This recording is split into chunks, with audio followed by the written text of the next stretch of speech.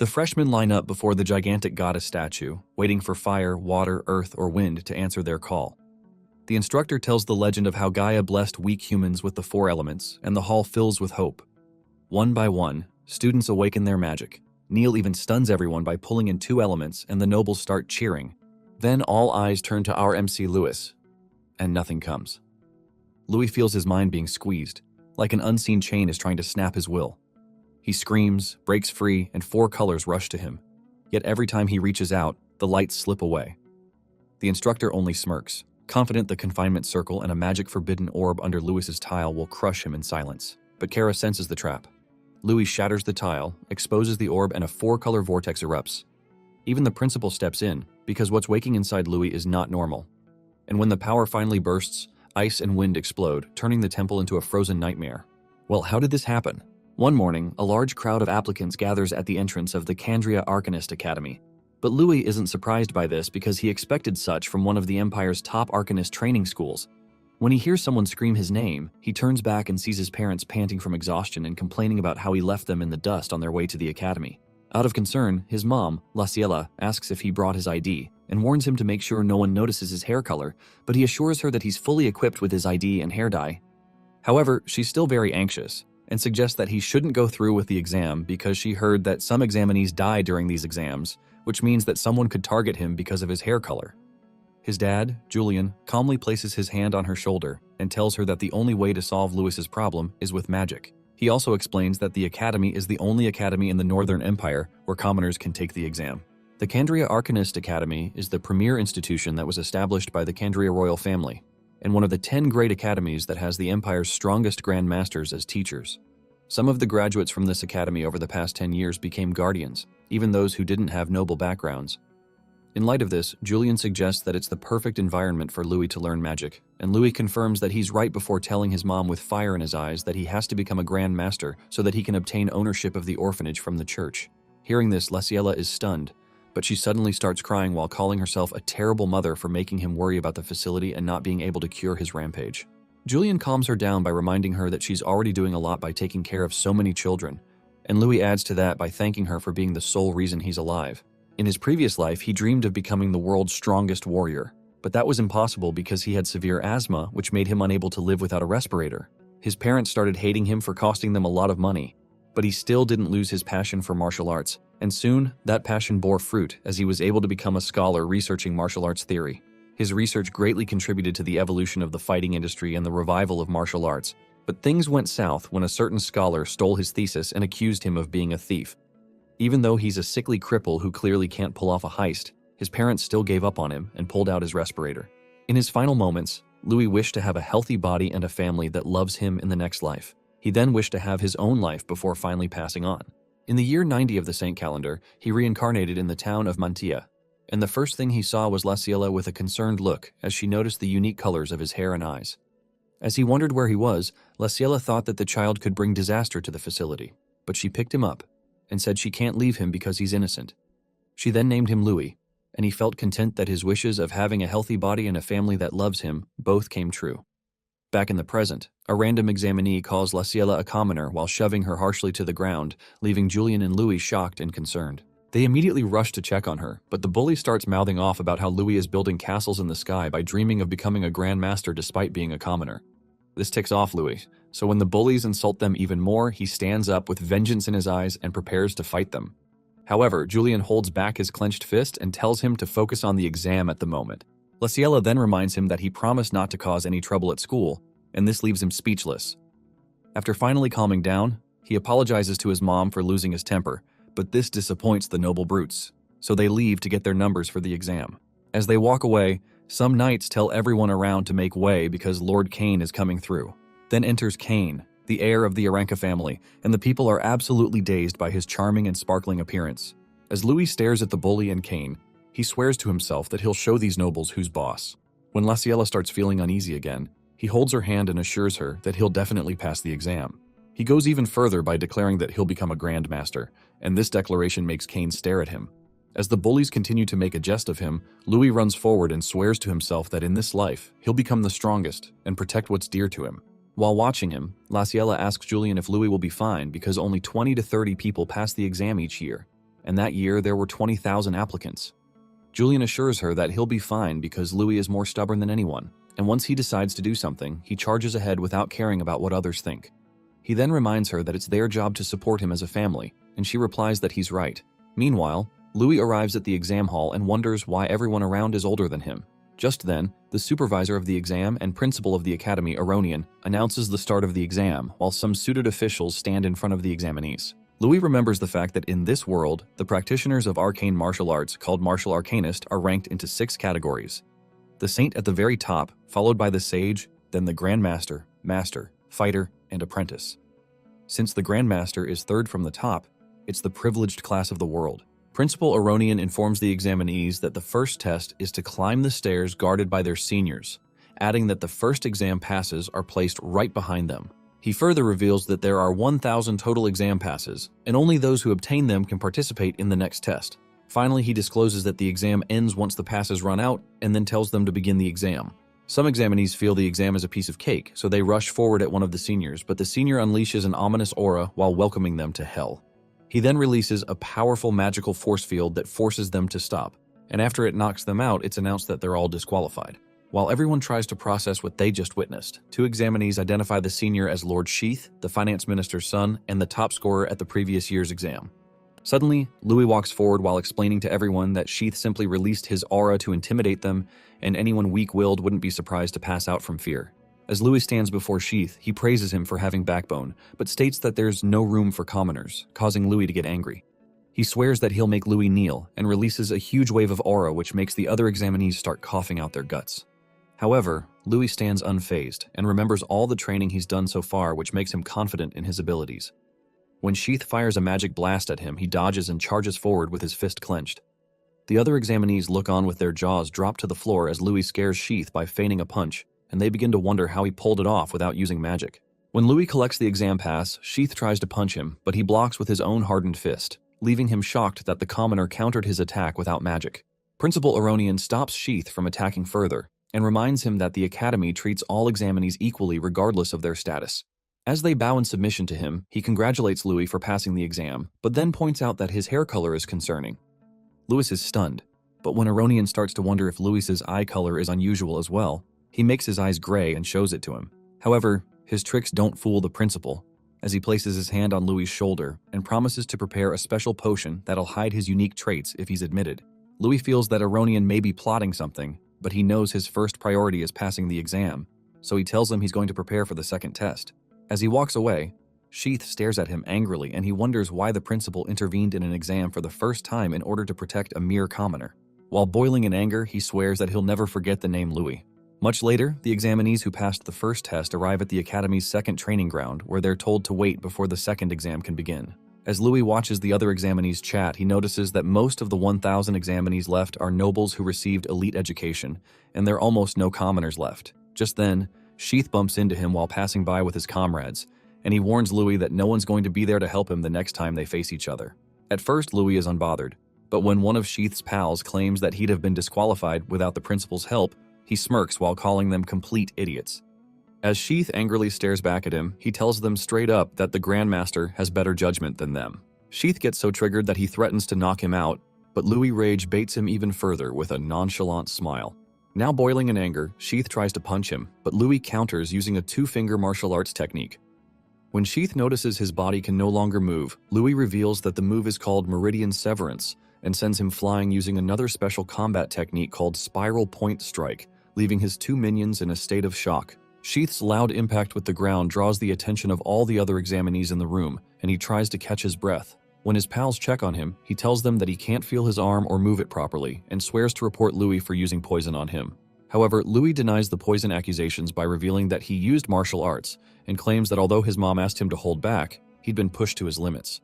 While preparing to land another hit on Sheath, he states that the only people who can hit others are those prepared to be hit themselves, but Kane stops him, and reminds him that he could be disqualified since they're currently in the middle of an exam. As Louis walks away, Sheath's goons start yelling at Kane for interfering, so he reminds them who he is, causing them to shiver in fear. Sheath decides to walk away, but he remarks that commoners and nobles are both trash. As the failed bullies leave, Louis watches them from the wall he's resting on and concludes that all nobles are the same as they all use their status to do whatever they want. Kane approaches him and commends him for being strong and courageous before offering to form a team with him. However, some fangirls interrupt their conversation by offering to team up with Kane, and soon, more examinees swarm him, all asking to be his teammate. One of the examinees watching asks his friend how Lord Kane is getting so much attention when he's still so young. So his buddy informs him that he's the young master of the Sage Aranka family, meaning that anyone who teams up with him is guaranteed to pass. Louis starts to get intrigued, but suddenly the principal appears in a dazzling manner and congratulates the students on passing the will test. He then reveals that the next test is the power test and flicks his finger, causing a glowing mark to appear on the bodies of all participants. The vast majority of the examinees express their cluelessness about the mark, but Kane identifies it as an Earth attribute mark. Just then, all the examinees start getting pulled to the ground as their bodies have suddenly gotten much heavier. Aronian activates a large magic circle around the area and announces that the second exam requires the participants to fight on the stage while under the influence of Earth magic. While struggling with the strong gravitational pull, some examinees complain that they can't fight in that condition, but one of them points out that someone is walking around like it's nothing, and Kane notices some heavy footprints on the floor. Meanwhile, Louis, the gravity defier they're referring to, easily walks on stage, leaving everyone baffled. Aronian congratulates him for being first again, and Louis smiles while looking at the earth magic strings that failed to hold him down. Kane can't believe his eyes, because even he who received 3 years of master-level training can barely stand. As the other examinees struggle, Aronian declares that only those currently standing can participate in the next test, and uses magic to create a collection of weapons for the qualified examinees to choose from. Louis immediately claims one of the swords and swings it around to test it out. As the other candidates struggle to hold their weapons, Aronian informs them that anyone who steps outside the stage will be disqualified on the spot. When the exam begins, he orders the other exam officials to release something called bound slimes before vanishing. After he leaves, the examinees start questioning themselves to know what bound slimes are, but Louis notices something falling from above. When the slimes land, it's revealed that they get a point from blocking a slime attack, 2 points for dodging, and 5 points for defeating one. Aronian also discloses that their rank will be determined by points earned in that test, and only the top 100 candidates will advance to the third test. Some examinees feel the slimes are easy to beat since they're low-level monsters that look dumb, but when one of them charges at a slime, it suddenly propels itself towards him and destroys his face. It then attacks a second examinee and charges at a group of candidates while the others watch in shock. Soon the entire battlefield becomes a playground for the slimes as they surround and torment the examinees. Although many candidates are easily knocked out, some manage to dodge and block the slime attacks, so they're given points by the exam supervisors. One of the supervisors brings up the fact that this year's exams includes the young masters from the Sage families, the Aranka and Durham houses, referring to Kane and a red-headed warrior girl, and she presumes that a new record will be set. Another examiner adds that there are also excellent commoners among the participants and asks Aronian if the person he helped earlier is a commoner. Aronian presumed that Louis will show them something interesting in the exam, but the supervisor points out that he hasn't moved a single step. As Louis stands on the battlefield, a struggling examinee asks what he's doing, and in response, a pompous noble start mocking him, saying he's unable to keep up with the slimes because he's a pathetic commoner. Since Louis is still yet to move, the noble speculates that he'll get knocked out soon. Just then, a slime propels itself towards Louis and accelerates until it gets within point-blank range of the back of his skull. Before the slime can make an impact, Louis dodges easily, and another candidate manages to evade the slime as well before it annihilates the unlucky noble who was making fun of Louis earlier. As his friend lies defeated on the ground, the blonde examinee is frozen in shock because he was certain that Louis wouldn't be able to dodge a high-speed slime attack. Since it failed to hit its main target, the slime goes on a rampage, knocking several other competitors out, and when Louis looks to his left, he notices that it's charging at him again alongside 2 other super-fast slimes. The blonde examinee smiles because he thinks there's no way Louis can dodge that attack, but Louis remains calm and shuts his eyes in preparation for his counterattack. Some time ago, Louis was in the icy mountains training with a group of adventurers, and he asked them to throw a bunch of rocks at him. However, the adventurers were confused and warned him that it would be dangerous for him if the rocks hit him. Louis said it's fine and informed them that there was something he wanted to test. After taking a stance, they told him to make sure he dodged, but when they hurled the rocks at him, he made zero effort to dodge but rather stared intensely at the approaching rocks. In his previous life, he trained to rapidly transmit information from the parietal line to the cerebellum of the brain. He felt that if he learned how to react instantly, he'd be able to handle any attack. As the rocks drew closer to him, his body started glowing with aura, and he started doing super fast calculations in his head. Using swift moves, he dodged the rocks, and the adventurers were so amazed by this display that they started singing praises to him. They ran towards him, asking him to tell them all about this new technique, so he revealed his new name for it, which is Void Combat Calculation. When one of the adventurers asked him what it meant, he explained that it was a technique that predicted the outcome of a battle. In the present, as the slimes draw closer to Louis at high speeds, he stares directly at them, several complex formulas swarming his head as he calculates their impending attack. 4 slimes attack him from all angles, but he remains calm because his calculations allowed him to find out that bound slimes can only charge in straight lines despite the high speed and power they possess. He then calculates the speed and angle of their rebounds in order to predict their attack trajectory and performs some stylish moves which allows him to successfully dodge all 4 of them. Now that he has 8 points from dodging the slimes, he switches to offense mode and fires a martial arts move called Sword Slash that destroys all 4 slimes at once. Kane stares in shock, and the supervisors are even more stunned as they realize that his perception is on par with that of a high-grade fighter. Kane smiles when he realizes that Louis is a practitioner of special combat techniques, and he decides that he'll team up with him no matter what. Just then, Louis notices another slime charging towards him to avenge his fallen brothers, so he declares that he has 5 more points in that bag while making his stance. However, Kane uses a swordsmanship move named Sword Pierce to stab the slime, and this ticks off Louis as he accuses him of stealing his kill. Kane playfully admits to doing so, and flaunts the slime stuck on his sword like a kebab while telling him that what he stole wasn't from him. He then slashes his sword in the air, causing the slime to split into 2. And when the remains land in the area where the other examinees are gathered, he tells Louis that he stole it from them. With a handsome smile, he introduces himself to Louis and asks him to join him in stealing points from the others.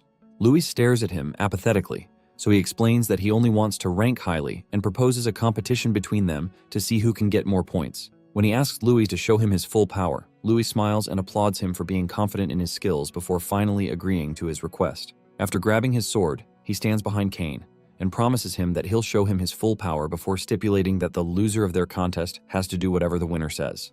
While making his stance, Kane smiles and accepts the condition before telling him that he's the first person to make demands of him. As slimes begin to surround them, Sheath's minions watch from afar, and they realize that with all the chaos on that battlefield, they can carry out their lord's orders. After a slime zooms past them, they both draw their bows and fire arrows at Kane and Louis. When the slime gets close to them, Louis notices it and slices it in 2, but suddenly, 3 arrows appear millimeters away from him. The impact causes loud sounds that alerts Kane, and the bullies are pleased because they think they've hit their target. However, Louis smirks, and when the smoke clears, they see that the combat genius caught all 3 arrows with one hand. While staring at him, they're overcome with the feelings of shock and fear as they wonder how he was able to react to their surprise attack like it's nothing. As Louis shoves the arrows into the ground, Kane checks on him and calls Sheath's pals scumbags for playing dirty tricks, but Louis says it's nothing. Hearing this, the evil nobles get annoyed and draw their bow while declaring that Kane is the next target. One of them activates a special arrow magic attack called Double Arrow, and fires this enchanted dark arrow at Kane alongside the arrows of his partners. Kane deflects the normal arrows easily using his fencing skills, but the dark arrow keeps driving towards him, leaving him in a dire situation.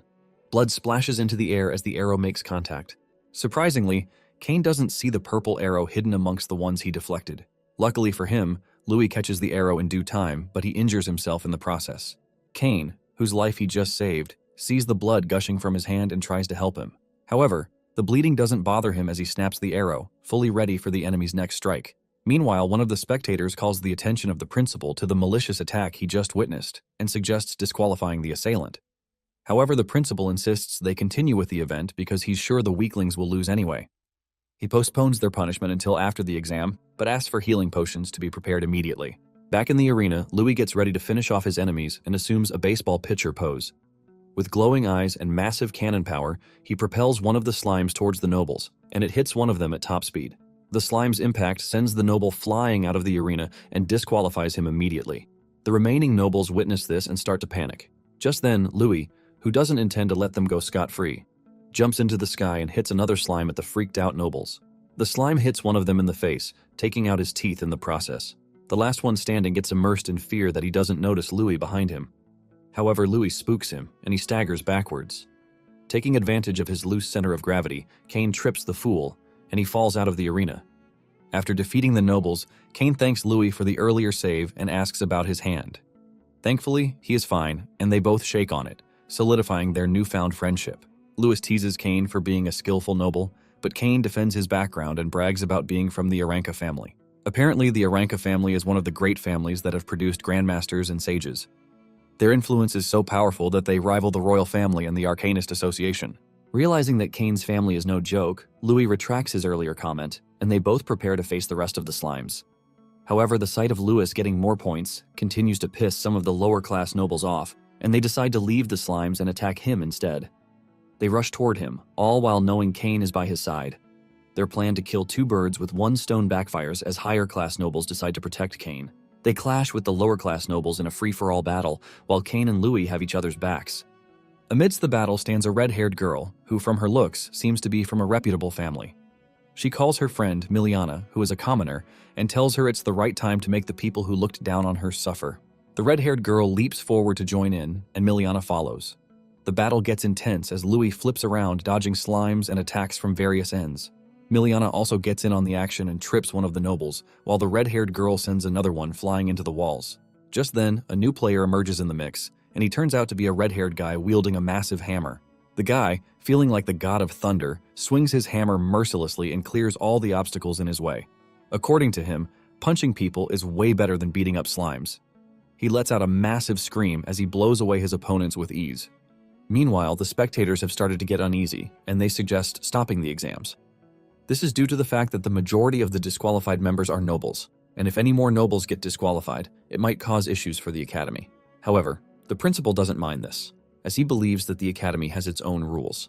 Just then, he zooms into the arena in a bright, radiant light and puts a stop to the pandemonium. He announces that the second exam is over and the scores will be announced later. During the short break, the injured participants are treated with a healing potion, and the earth magic effect is eradicated. Louis also uses the healing potion, but he's surprised at how effective it is. Sadly, it is a very expensive item that isn't affordable for commoners like him. After a while, the principal displays the second exam rankings, and everyone is surprised at the result. It turns out that Louis's name isn't on the list, and this news excites some of the low-ranked nobles. However, the list displayed includes participants who ranked from 6th place below. According to the principal, the top 5 rankers all exceeded the record scores, and he soon proceeded to mention their names. In 5th place is Miliana Royce, a skillful commoner. Cain takes home 4th place, while the red-haired girl, Faye Durahan, ranks 3rd. With Cain's name called, Louis starts to get nervous because the principal hasn't mentioned him. He then starts to wonder if he has been disqualified for attacking the low-ranked nobles earlier. However, that isn't the case as his name gets called as the second ranker with 887 points. The whole room echoes in surprise that an ordinary commoner has outshone all the noble participants. Cain, on the other hand, congratulates Louis on a job well done, and based on their earlier pact, he has to do something for Louis. He asks what it is that Louis wants, but Louis says he'll ask for it later. Just then, the winner of the second exam is revealed to be Neil Gunn, who scored a whopping 888 points. Neil Gunn is the red-haired kid who went on a rampage earlier with his massive hammer. He is also a commoner who has managed to rank higher than all the noble candidates, including Faye, who isn't ready to succumb to defeat. She promises to have a match with Neil someday to test his strength. After the announcement, the lower-ranked nobles are scolded by their seniors for allowing commoners to defeat them in the exam. Even one of the spectators is surprised that the first and second rankers are commoners, which is unprecedented in the history of the academy. However, the principal, who seems happy with it, tells him that true strength has nothing to do with social status, and this is the reason most orphanages in the country are run by the Arcanist Association. The principal proceeds to direct the participants to the next venue for the final exam. As they walk toward the place, Cain praises Louis for being so close to the first ranker and wonders who the stronger person is between Louis and Neil. Soon, they arrive at the final exam venue, and the principal informs them that the exam will be a survival test known as Emblem Battle Royale. For this exam, emblems will be given to each of the participants, and they'll be teleported to different areas in the forest. Their goal is to collect as many emblems as possible, using whatever method they feel comfortable with. Participants who lose their emblems will be immediately disqualified, and only the top 10 participants with the most emblems will be admitted into the academy. Sadly, the rules of the third exam mean that Cain and Louis won't be able to work together, so they wish each other good luck. Soon, the participants are teleported to a different place, and Louis arrives at his location. He walks forward for a while, thinking about the third exam being the final hurdle to cross for admission. With great determination, he promises to win this time. However, he is soon interrupted by a noble wielding a massive axe. The guy presses Louis for humiliating the nobles in the last exam, and just then, 2 nobles wielding spears appear behind Louis as well. Louis also notices another one on a tree branch, wielding a crossbow. Realizing he's been cornered, he quickly deduces that the senior who teleported him leaked his location. Suddenly, the guy with the axe swings it at him, but he manages to dodge it in time and the axe smashes into a rock on the ground. The guys with the spears also launch their attack, but Louis counters them with a backflip. However, while in the air, an arrow from the one wielding a crossbow flies toward him, but he smacks it away with his sword. He successfully lands on the ground, But the nobles do not relent. They attack him head-on, but Louis demonstrates the difference in their skill. He dodges their strikes smoothly, but an arrow flies in yet again. He deflects it with his sword, but a spear attack looms behind it. Luckily, he reacts in time and dodges it again. His fast reactions start to frustrate the nobles, but they do not give up. Louis, on the other hand, is also frustrated because he can't read the wind arrow's trajectories. However, he calms himself down and proceeds to use a martial art technique known as Sen-no-Sen counterattack. The technique involves using one's enemy's power against them. As the nobles dash forward with their weapons again, Louis sees an opening and goes for it. His first victim is the axe guy, who tries to strike with his full strength. He swerves to the right, dodges the axe, and places his sword just below it. With that, he swings the axe away from the wielder, and it hits one of the spear holders. After taking them out, the other spear wielder attacks Louis, and the guy in the tree also shoots his wind arrow at him. However, Louis reads the arrow trajectory conveniently and drags the spear wielder in the arrow's path. The poor get sent flying, leaving his spear behind. While the spear is in the air, Louis grabs it and throws it at the guy in the tree, taking him out immediately. He then cuts through the rest of the nobles like butter and takes all their emblems. In a massive twist, Cheon appears on top of a tree and stops the nobles from using magic against Louis. The mastermind, who originally planned to subdue Cheon with another low-ranked noble party, gets shocked at his sudden appearance in their location. Cheon claims he must have underestimated the Aranka family by sending such weaklings to stall him. He then knocks him out cold with a crossbow. Afterward, Cheon jumps down and passes an emblem to Louis. He claims things might become more troublesome if it continues like this, and offers to help. However, Louis refuses his help and tells him he will handle his problems himself. Just then, a hidden figure claps loudly and commends Louis' zeal. The figure claims they expect nothing less from the person they acknowledge and consider a rival. The hidden figure reveals herself and turns out to be Faye Durahan. She asks Louis for a duel, and he asks Cheon if she's his friend. Cheon replies that she's not his friend, but a grandmaster's daughter whom he dueled in the past. Back then, he lost to her because he let his guard down and advised Louis to ignore her and collect emblems instead. He warns Louis that Faye can use magic, and her skill level is already at an apprentice level. Meanwhile, their chit-chat starts getting on Faye's nerves, and she scolds them both for trying to run away. Just then, Louis accepts the challenge and claims he has always wanted to know how a member of a great family will fare in battle. This notion excites Faye, and she promises not to use magic to make the fight fair. In a flash, she leaps toward Louis with her spear and stabs him. However, Louis manages to trap the spear under his arms, further impressing Faye. She flips the spear around and swings it at Louis, but he dodges the strike by moving to the side. Just then, Faye leaps forward and tries to hit Louis using the Sacred Lance Slam technique. As expected, he dodges it, and the spear hits the ground, creating a massive hole in the ground. The impact of the spear technique shocks the spectators and the principal watching not far from the scene. They start to speculate on Faye's power and Louis's resilience. They start to wonder how long Louis will last against a great family and ask the principal for his opinion. The principal replies that Louis will not be able to defeat Faye because their battle is a clash of body and will. Based on what he has seen, he doesn't believe Louis has a stronger will than Faye. Just then, their wills get put to the test as Faye uses another spear technique to attack Louis. However, he dodges all her moves effortlessly as if programmed to do so. In the process of weaving the spear, he sees an opening in Faye's body and tries to exploit it. Unfortunately, Faye quickly catches on and counters him instead, but he leaps over her attack and lands behind her.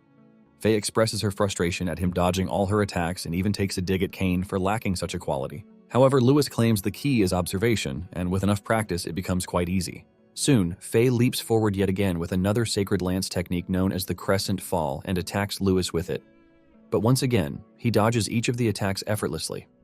This time he thinks about the various techniques used by spear users, which include thrusts, sweeps, defense, and suppression. Although these techniques are quite troublesome, there are also weaknesses associated with them. One of them includes vulnerability in close combat, and Louis intends to exploit this. He rushes toward Faye and tries to close the distance between them so as to create room for his counterattack. Unfortunately, she reads his intention and smacks his sword. She then tells him that her family's spear technique has no weakness. Suddenly, she starts spinning around with the spear and creates a dangerous tornado.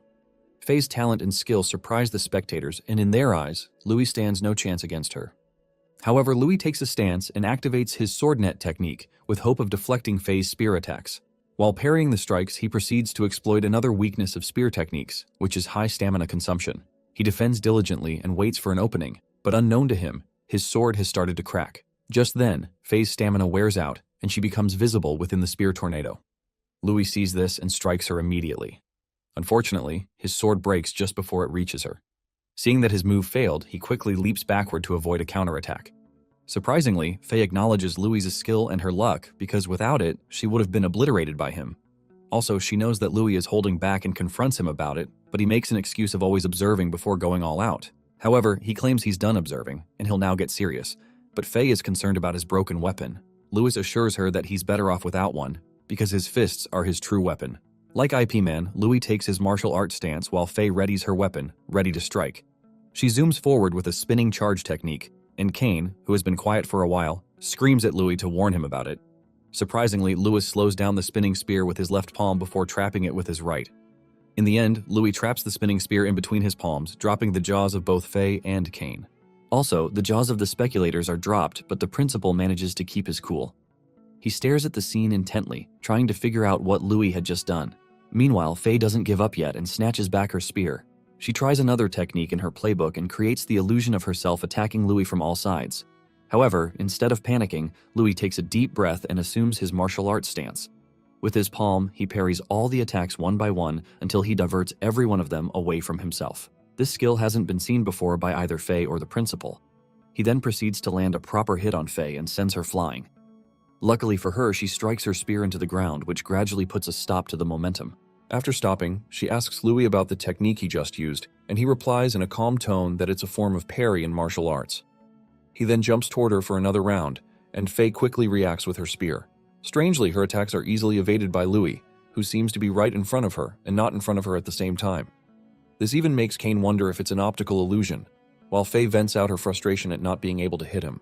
It turns out that Louis has been using the butterfly step, which is an elegant step created by a legendary boxer in his past life. It involves rapid movement of one's feet back and forth, which creates a hard-to-catch rhythm, perfect countering Faye's spear technique. Soon he catches Faye in a tight spot and blows her away. The spectator and the principal witness this and immediately start wondering if Louis is perhaps a genius in hand-to-hand combat. Even though Faye is on the ground holding her stomach, she refuses to give up. She abandons her spear and leaps toward Louis with full force, holding up her fists. Louis, however, doesn't let his guard down and immediately assumes the Wing Chun stance. As Faye approaches him with a crushing fist technique, he immediately blocks it, but the impact seems very similar to a technique he knows called inch power. Louis smiles and commends her resilience, but Faye isn't flattered. She claims the Durahan family isn't all about the spear, before crashing into Louis with another crushing fist technique. Louis takes his stance, ready for the impact, and they both start exchanging fists like kung fu experts. Strangely, Louis' excitement starts to get out of hand, because fighting a strong opponent to his heart's content is all he has ever envisioned. As the fight grows intense, he starts demanding for more, and soon his eyes turn bloodshot red, and so does his heart. He leaps toward Faye with an extreme killing intent aura oozing from his body. Faye looks up at his towering figure and gets terrified of the sight. What she sees is a demon with huge fangs, opening its mouth wide open, ready to swallow her up. Suddenly, she isn't able to move her body fast enough to evade Louis' strike. However, she still manages to block his punch, but the impact sends her flying into a tree. The principal also notices the strange aura emitting from Louis and wonders what it is.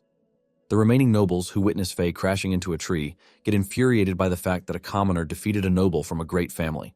They try to retaliate, but they're suddenly hit by a strange feeling, and it forces one of them to throw up. The guy wonders why he suddenly felt sick, but after seeing Louis and his demonic aura, it all started to add up. A jealous noble senior, Sheath, watches the duel from afar with his injured friend Brian, and they're forced to admit that Louis is far stronger than expected. This realization fills Sheath with anger, as his plan to knock out the commoner has completely failed. Brian then concludes that Louis must be eliminated at all costs. Remembering the old legend, he believes that letting someone like Louis live could become an issue later and hopes to end Louis' life as soon as possible. Meanwhile, Louis' rampage continues as he lunges straight at Faye. Laughing hysterically, the maniac pummels her and sends her flying, making her spit up blood again. Following that, he flash steps to her midair and sends her crashing into the ground with a series of heavy fist attacks. Faye barely holds up her defensive stance and tanks the incessant attacks while thinking about the explosive increase in Louis' strength and strength. Understanding the gap between them, she concludes that she has no chance of winning. Just then, she's faced with Louis' terrifying fist aura, and her life flashes before her eyes. Refusing to accept the impending doom, Faye quickly activates her martial arcane technique, Blaze Fist, in a desperate attempt to counter Louis' strike. However, Louis' attack overwhelms her and sends her flying once again, crashing through trees as she tumbles through the air. Suddenly, Louis returns to his senses and realizes that he lost himself again. He stares at his burnt hand and reflects on the nature of magic, but Kane hurriedly comes to check if he's all right. From nowhere, Sheath steps forward and loudly announces Louis' disqualification, claiming his emblem was destroyed during the fight. He orders Louis to leave immediately, but Kane tries to argue, insisting that it was clearly an accident. Sheath then reveals that the principal witnessed everything and demands that Louis exit the exam grounds at once. Before Louis can respond, Faye speaks up and tells the noble scumbag to stop, but the fact that she is still conscious shocks Louis. Sheath accuses her of trying to help the commoner cheat, but Faye shuts him down without hesitation. She then apologizes to Louis for accidentally using magic during the fight, and it stuns Kane, who never imagined she could ever apologize to anyone. However, Louis also apologizes for going berserk earlier, but she brushes it off, claiming that it's fine. Since he forced her to use magic, Faye admits defeat and hopes they get to have another match after their enrollment. Just then, Sheath scoffs at her words, pointing out that Louis only has 4 emblems. Unfazed, Faye pulls out her stash of emblems and hands them over to Louis as a reward for defeating her. This adds 10 more to his collection, and Faye validates the record from the furious noble senior. She teams up with Kane to weed out the weaklings in the exam grounds and make sure no one has enough emblems to disqualify Louis. Kane, who's also on the same page with her, accepts her suggestion, and they swiftly head off to begin their conquest. As they leave, Kane teases her because he always thought she was all brawn and no brains, but she's more concerned with getting more emblems. Shortly after, an examiner approaches Louis and informs him of his disqualification, escorting him out. Sheath hopes he never sees the commoner again, but Brian remarks that Louis might still pass if Faye's plan succeeds. Suddenly, Sheath remembers that it's not strange for an examinee to die by accident during the exam. Brian watches him make eerie plans to end Louis's life and wonders what Louis's true identity is because of the unsettling sensation he felt earlier. Later that day, Louis submits the emblems to the examiner and reflects on how martial arts alone can't match magic. He hopes to learn at the academy so he can fuse magic and martial arts. That night, Louis thinks about how to explain his roughed-up clothes to his mother on his way home, and he walks past a shady person. As he contemplates, the assassin attempts to stealthily take him out from behind. Reacting instantly, Louis counters with a powerful backheel kick that sends the assassin flying backwards. The assassin questions how Louis noticed him, and he calmly replies that the scent of blood on him is impossible to hide. Suddenly, more assassins appear, and their leader wonders why Louis is awfully laid back for someone who's about to lose his life. The 3 assassins surround Louis, and he decides to go all out after noticing their strength. But the stronger presence hidden in the bushes draws his attention. Annoyed, the assassin leader scolds Louis for getting distracted during their battle and charges at him with a dagger coated with magic, declaring that he will soon be 6 feet under in no time if he keeps it up. Faced with the assassin leader charging straight at him at full throttle, Louis dodges the rapid stab attacks coming his way. Thereafter, he grabs the assassin's hand and counters by slamming him into the ground. However, the opponent swiftly recovers, pulls back, and retreats to join his companions. He then acknowledges the accurate intel he got on Louis' top-tier abilities, but Louis wonders what he's blabbing about. After praising Louis' hand-to-hand combat skill, he wonders aloud how well Louis would fare against magic. Without waiting for an answer, he signals to his company to commence the magic assault. At that moment, 3 assassins fire wind arrows from their crossbows at Louis.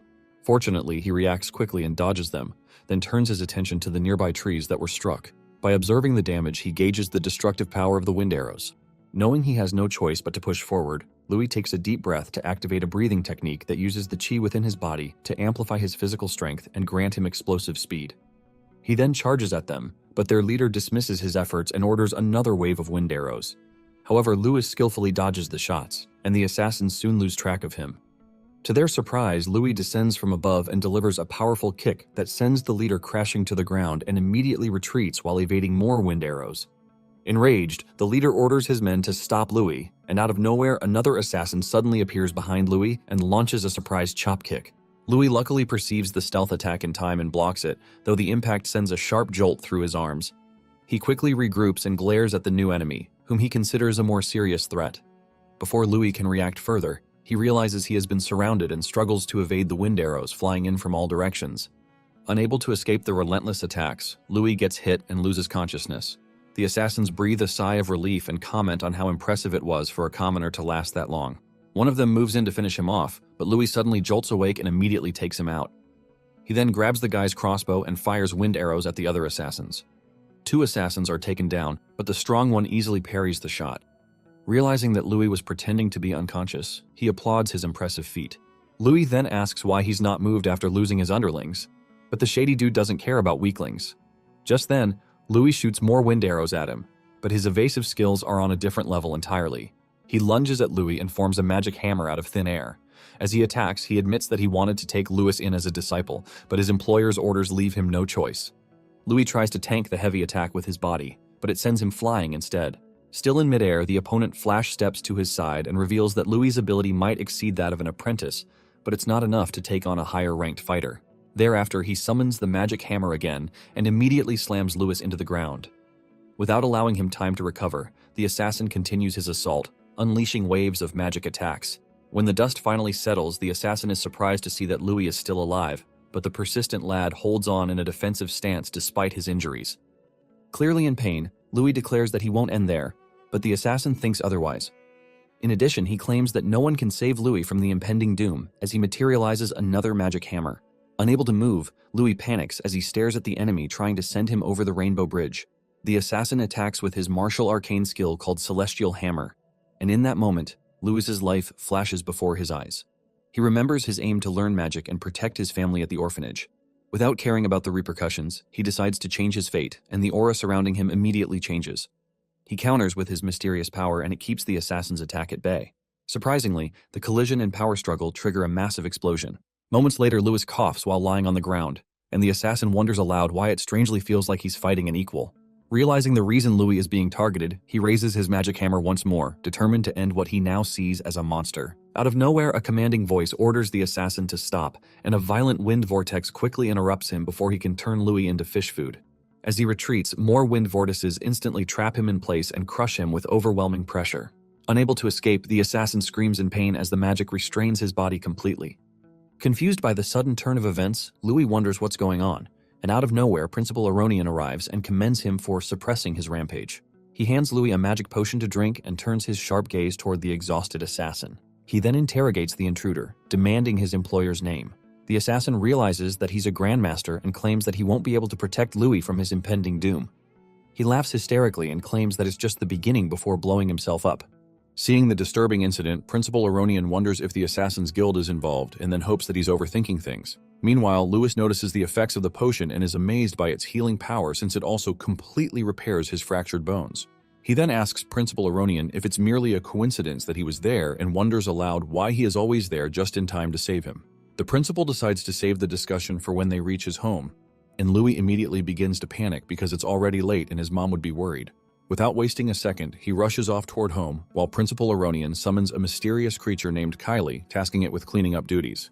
Elsewhere, in the town of Mantia, located in the northern part of the Kandria Empire, two noblemen confront Laciella. Using the repaired millstone as an excuse, they harass her while she waits for the children to return. Laciella calmly explains that she is only waiting, but the noblemen ignore her words and continue pressing forward with ill intent to assault her. Thankfully, Louis arrives just in time to stop the crackheads. Laciella celebrates his return but is shocked by his roughed-up state. Louis asks if she's okay, but she's more concerned about his torn clothes and the blood on them. As he tries to make up excuses to relieve her worries, the noblemen threaten him with their lord and the fighter George. To their surprise, Principal Aronian arrives midair, and as he descends, he tackles the misunderstanding. He then introduces himself and pressures the scumbags to leave. Seeing that he's a real grandmaster, the noblemen bow and buzz off. Principal Aronian then turns to Laciella and reveals that they need to have a discussion. Soon after, Laciella leads him into their house, but he notices the millstone that the scumbags were complaining about earlier. He wonders how it works automatically without magic, and after a closer look, realizes that things like that are all over the place. Laciella offers him some fruits and gives all the credit to Louis, whose creations have made their lives easier. She then asks if he committed any crime to warrant the principal's visit, but Principal Aronian reveals that it's the other way around. In addition, he emphasizes how talented Louis is, which is something he has only seen in the Gaia scriptures. In the past, during the tyrannical rule of the monsters, a genius who was guided by the goddess emerged among the humans. He created the martial arcane after comprehending the essence of elements, and after 5 years, he defeated the monsters together with his companions and saved humanity from doom. Thereafter, that day became the day recognized and celebrated as Liberation Day, and the dude is called the first hero in the Gaia scriptures. While Laciella praises the alleged savior, Louis claims it wasn't recorded in folk legends, but Principal Aronian insists that there's one. However, he reveals that the first hero had black hair and eyes, which is a secret known to humanity's top officials. Apparently, the madness in his heart overwhelmed him, and he committed a grave sin that warranted erasing him from history. This revelation surprises Louis, who wonders if he also has this inner madness. Principal Aronian adds that every country eliminates people with black hair and eyes to avoid any mishaps. He then confronts Louis for dyeing his hair, and Laciella immediately takes the blame, revealing her innocent reason for making him do it. She begins to list out Louis's good perks, but he stops her, claiming that the principal has other intentions because the Grandmaster could have killed him if he wanted. Impressed, Principal Aronian praises his foresight, which is remarkable for his age, and infers that the young lad has tamed his inner madness. To their surprise, the principal considers Louis the new hero even in the peaceful era. As he grabs a fruit with telekinesis, he talks about the darkness constantly lurking beneath and decides to guide Louis on the right path after witnessing his ability. He suddenly throws the fruit at Louis and the unfazed lad catches it effortlessly. Following that, Principal Aronian says he passed the test thanks to Faye and Kane's efforts to fail most of the other examinees. Thereafter, he asks Louis to be his disciple at the academy, but he excitedly asks what the principal will do if he later goes berserk. Instantly, the fruit in Louis's hand is cut into pieces, and it shocks him. Cold as ice, Principal Aronian replies that he'll personally send him to the Creator when that happens. While working in the yard the following morning, one of Louis's foster siblings praises him for receiving a personal invitation from Principal Aronian, but Louis also considers it a warning. The sibling blabbers on about the Academy's fees while Louis thinks about the connection he has with the legendary hero. He recalls the principal's words back then and wonders if he can really trust them. Before Principal Aronian left the previous night, Louis privately asked him why he revealed everything to Laciella, making her anxious. He claimed ignorance would make her a burden, but Louis didn't think so. Principal Aronian then said she needed to know because his family would be in danger if his identity were exposed. Before he flew off, he told Louis to become stronger because it was just the beginning of his trials.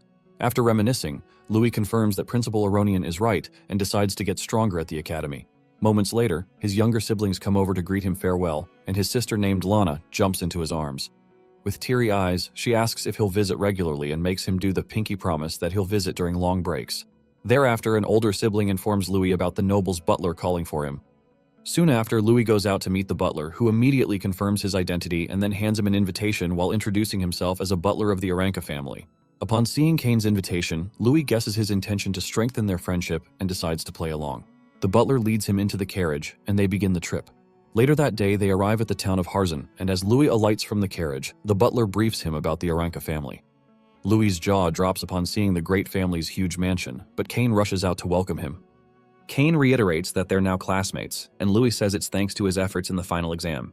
He also acknowledges Faye's help and decides to let their earlier bet slide. However, Kane says he'd have passed either way since he has Faye's seal of approval. He then reveals his intention to have Louis as his sparring partner while also giving him information about the academy and magic beforehand. Just then, Kane's mother arrives and confronts him for bringing a filthy commoner into their house. Kane claims that Louis is his friend, but she disregards his words and asks Louis what his intentions are for approaching her son. Disgusted with breathing the same air as the commoner, she takes out a gold ring worth dozens of gold coins and throws it at him. She then orders him to buzz off, but Kane isn't having it. As he turns to apologize to Louis, he sees him picking up the ring. Louis reveals how he acknowledged her son's ability and became friends with him. He then asks if she considers Kane's words to be worth as little as the gold ring, and it immediately infuriates her. While glaring daggers at him, she orders someone to throw him out, and the butlers quickly gather around to do her bidding.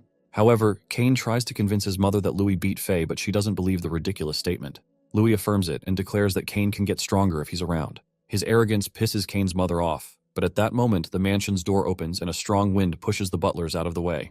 Kane's father, William, enters and reiterates Louis's confident declaration.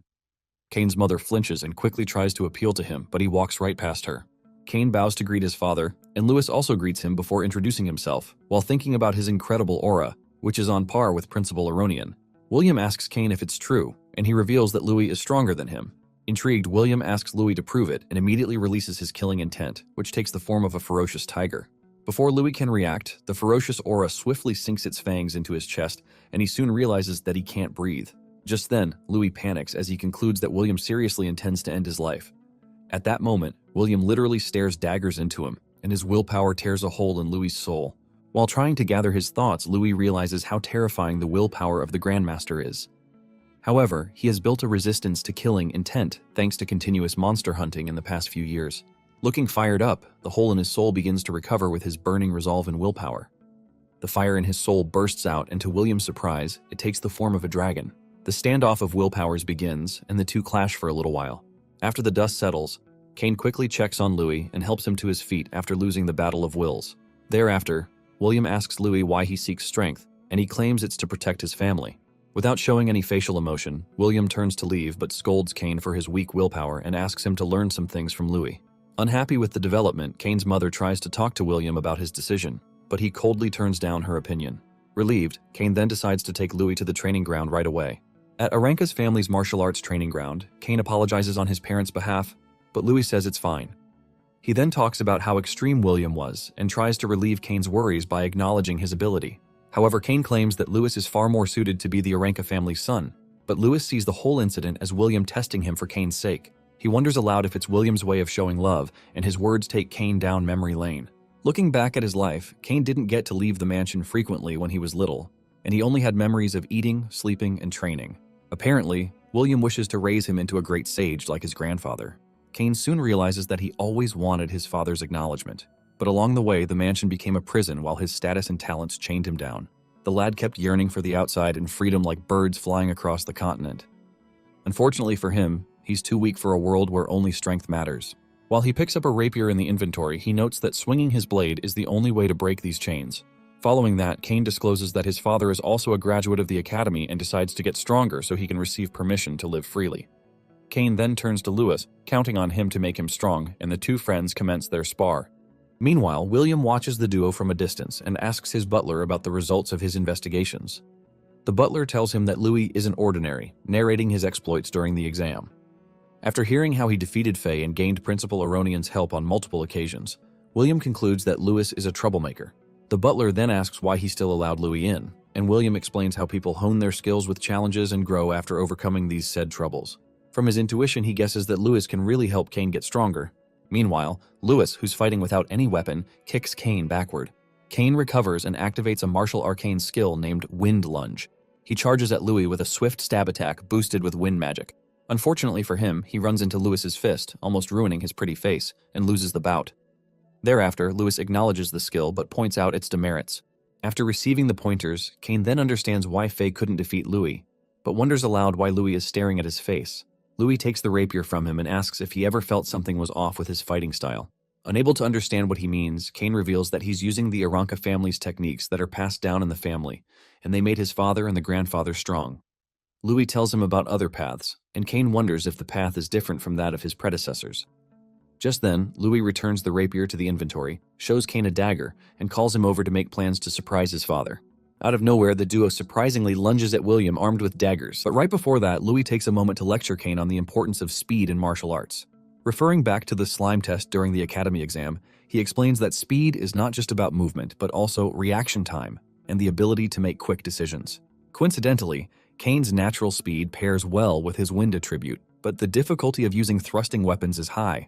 Louis hands Kane 2 daggers and tells him that what worked for his father and grandfather may not necessarily work for him. He then guesses that it's the reason William stopped growing after reaching the Grandmaster level and asks Kane to change to a specialized combat style to maximize his talents. Louis asks if he's up for it, but the dude is ready to do anything to gain freedom. Louis acknowledges his determination and quickly explains how the new combat style works. Following that, they make plans to jump Williams and unveil Kane's ability and determination. Soon after, they charge at William, and Kane immediately activates his wind magic support spell, Accelerate. The spell boosts their speed, allowing them to close the distance rapidly. The sudden burst of movement worries the butler, but William calmly stops him and easily dodges Kane's attack first. Afterward, Louis flash steps to his side and unleashes a wave of slashes, but William dodges them effortlessly. While at it, Louis considers daggers the fastest weapons and then decides to combine them with combat techniques. Just then, Louis uses his martial art, Butterfly Step, hoping to shock his opponent with his explosive speed. The skill surprises William a little, but he still keeps dodging the wave of attacks. Kane follows suit and uses his aerial skill to boost himself. In the midst of the chaos, he suddenly realizes that his body feels so light, and it gives him a sense of freedom he has never experienced before. Seeing how compatible he is with the weapons, he decides to fuse his combat techniques and wind magic. As soon as Kane fuses them, it draws William's attention, and the sight of it shocks him. Kane accepts his newfound martial way and tries to get a hit in, but before he can, William releases a massive outburst that pushes the pesky lads backward, and he furiously asks Kane if he is abandoning the clan's techniques to prove his will. The duo regroups, and Louis immediately tells Kane to use Accelerate again. Without hesitating, Kane holds Louis's shoulder and immediately activates the spell, and the duo continues the assault at full throttle. William watches their synchronized movements, but his evasive skills are on a whole different level. Shortly after, he gets his aura on one of Kane's blades, but he breaks free from his father's grasp and retreats again. This infuriates William, who immediately calls him a coward. but Cain recalls Louis' lectures earlier about the merits of retreating. He soon regains his footing and confronts his father again. However, Cain dodges again, using a tornado spell, and regroups with Louis. The duo charge at him from behind, screaming at the top of their lungs while hoping their next attack connects. Earlier, Louis had taught Cain about a baseball technique known as a changeup. He demonstrated how altering speed can deceive opponents, making even slow movements appear dangerous. He explained that when used correctly, it disrupts an enemy's timing and delays their reaction. If an opponent hesitates for even a moment, that delay can be exploited. Now the duo puts the technique into practice, attempting to overwhelm William through unpredictable speed variations. William casually dodges their attacks, dismissing the slow attacks as nothing against him, but soon after, Cain's delayed attack surprises him. The blade grazes William's shoulder, damaging his fur. The successful hit excites the boys, and they continue the incessant attacks, but to their surprise, William claims it's enough. He orders Cain not to disgrace their family's name and then leaves the training ground. Cain, thrilled by what he believes to be his father's approval, accepts the command and celebrates with Louis as William departs alongside the butler. As he walks away, William reflects on the techniques the duo used against him. The hit and retreat tactics linger in his thoughts, and the idea of strategic withdrawal begins to interest him. He materializes a dagger, realizing that he may have learned something new from the children. Meanwhile, Louis begins to miss the opportunity of battling a grandmaster, but Cain is enjoying the best feeling in his entire life because his father acknowledged him for the first time, and he decides to reward Louis with a present for making it a reality. Later, at Aranka's family library, the sheer number of books stuns Louis. But Cain comes to him with a box containing the rewards and thanks him for helping find his path quickly. The box's content stuns Louis because they're very valuable. Inside are extremely valuable books, including the Academy's references and rare magic texts that commoners rarely see. Hoping that the books would help him, Cain gives him the books that teach basic mana theory and mana attribute theory, but then goes on to give him some tips about the divisions into magic and martial arts. In addition, Cain lectures Louis about the Magic Awakening ritual, which happens to be a ritual that all new students must undergo. Presumably, it's a ritual where one senses the elements through the statue of Gaia, and it costs 10 gold coins to undergo at the church temple, but fortunately for Louis, it's free at the academy. Cain also lists various academy fees and future expenses, urging Louis to accept the gifts and rely on him whenever he needs help. Soon after, Louis accepts the gifts and considers their earlier bet settled at Cain's request. Louis realizes that he needs to start earning money and recalls Julian's mention of magic pharmacy. Suddenly, he also remembers that he can use knowledge from his previous life to invent useful items and make money faster. With that thought in mind, Louis asks Cain about his family's connection to the Merchant Guild, and Cain curiously wants to know his reason for asking. But Louis keeps it a secret from him, claiming that he'll find out soon enough. 1 week later, the freshmen are welcomed into the Kandria Arcanist Academy. As Louis boldly walks onto the school grounds, Rose, a sophomore, gets a whiff of his cologne and concludes he must be related to a noble. After all, he has the trendy, expensive cologne. She instantly latches onto him and offers to give him a tour of the school. As Rose leads him inside, she informs him that because the emperor has gotten old, the imperial heirs have been fighting with the nobles and great families at the academy. It's all thanks to the principal that things look calm on the surface. But behind the scenes, there's a fierce struggle for educational resources. Because of this, any student who gets targeted and fails to earn points can get expelled. With that, Rose touches his cheek and asks him who his family supports. But a guy named Brian shows up and refers to Louis as a commoner who broke the exam record. This shocks Rose because the cologne on Louis isn't something anyone can afford, so she gets mad and walks off. Louis then shakes Brian's hand, and Brian informs him that the academy is a miniature empire, and Louis will face many people like Rose. Suddenly, Cain calls out to Louis, and as soon as Brian sees him, he walks away. Surprised, Cain asks Louis what he talked about with Brian, and Louis mentions how they only greeted each other. There, he learns that Brian is the Chancellor's son. From behind them, two familiar faces show up, and Day, being one of them, calls Brian weak-willed and says she doesn't like him. Cain gets pissed at her and yells at her for indirectly calling him weak. She tells Cain that the only way she can acknowledge him is if he is as strong as Louis. Upon seeing her, Louis thanks her for her help in the exam, but she brushes him off and tells him that he passed on his own strength. She raises her fist at him, swearing that she'll win the next time they fight, and this makes Cain upset, so he yells at her for ignoring him and talking to only Louis. After a little back and forth, Miliana pulls Faye away, telling her that they need to continue their registration. Right after they leave, Cain hands Louis a huge purse filled with gold coins, saying it's Louis's share. This shocks Louis that they could make so much from the instructions he gave Cain. Back then, Cain had visited Louis, who brought samples of the perfume he had crafted to the Burna Village Trading Company. At first, Cain wasn't so sure that such a nice fragrance would sell so well, but presently, after witnessing the cologne's success, he wonders if he should have his mom try it out. With that, they decide to keep the secret between themselves, and they walk up to the student reception to complete their registration. In no time, Louis is handed a credit card, and the nobles in line are upset with him being their classmates, so they murmur that he definitely used Cain and Faye's success to get in. After listening to them, Louis learns that Sheath got expelled, so he asks Cain about it, and Cain informs him that Sheath was the mastermind behind the assassins the other day, and when the school found out, the principal expelled him. Louis immediately frowns upon learning it was Sheath who nearly got him killed. But as if that isn't enough, Cain points to a group of students and tells Louis that Sheath has an elder brother named Jess, and they don't know what he'll do, so it's best Louis sticks close to Cain. Jess and his lackeys see Louis, but Jess smiles, saying it's just the beginning. He vows to ensure Louis savor despair slowly. Later that day, in the Academy's Grand Hall, the principal welcomes the freshmen and addresses them. After giving them a pep talk, he welcomes Neil to the stage as the freshman representative to give a speech. To everyone's surprise, the brute walks up unclad to the stage with his enormous axe, and he releases his killing intent. The teachers immediately try to lunge at him, but Aronian stops them. Neil then yells at the students, calling them morons, and he informs them that his goal is to whoop every last one of them. They immediately get mad at him and yell back for thinking he's some hotshot, but Neil doubles down with his insult. Just by watching Neil's drama, his new homeroom teacher who knows what's in store for him starts complaining, but Aronian pacifies him. Suddenly Neil throws his axe into the crowd, yelling that one of the students is his main target. The thing crashes right in front of Louis, and in that instant, Neil closes the gap and perches on the axe's handle. He calls out Louis's name while looking at him like he's dinner. Then he declares they are going to fight. Cain immediately interrupts by reminding Neil that the entrance ceremony is still going. He tries to block Neil's path, yelling at the brute to get away from Louis, but then Neil continues speaking to Louis, asking if he isn't like the loudmouth beside him who is all bark and no bite. Pissed, Cain gets mad at Neil and then swings a fist at him, but Louis stops him and tells him to calm down. Neil, on the other hand, is excited and he tells them he didn't mind fighting them both. To calm the situation, Brian shows up and advises Neil to get along with Louis. After all, they both are talented commoners, and if Neil continues acting this way, he won't last long at the academy. In one glance, Neil tells Brian to get lost and calls him a small fry he isn't interested in. Brian is instantly offended, and the other nobles conclude that commoners shouldn't be allowed in the academy because they have no manners. Cain snickers at Brian for embarrassing himself by showing up. He then cracks his knuckles and prepares to fight Neil, who seems eager for their battle.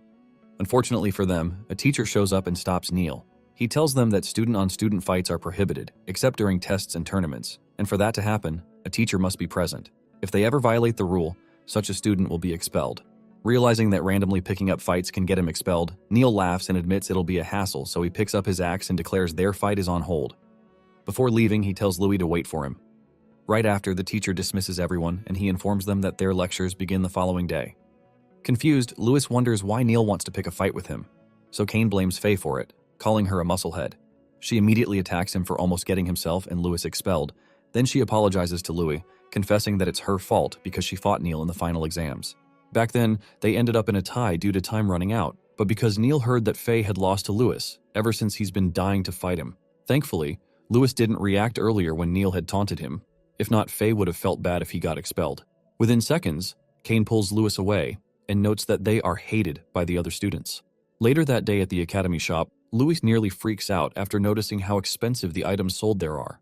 The attendant tries to sell him pillows ranging from a lot of silver coins to gold coins, and it has the poor boy calculating how valuable coins are spent meagerly in the academy. To his surprise, Cain tells him that the products aren't expensive, and that's where Louis will be buying his daily necessities. The sudden realization makes Louis learn how important coins and credits are. The miser buys the cheapest starter kit, then he thanks his stars for making money from selling cologne. He also plans to send the rest of the funds to the orphanage.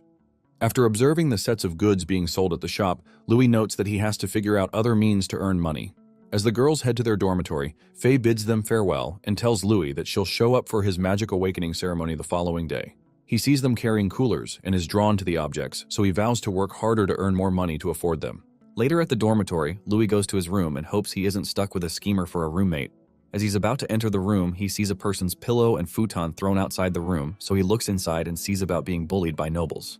They angrily yell at the student, but the boy remains silent, so one of them grabs him by the collar, but Louis touches a vital point in the bully's hand. The bully gets shocked from the effect, and as Louis reminds them that duels are forbidden, the noble with the injured hand defends himself, saying they didn't do anything.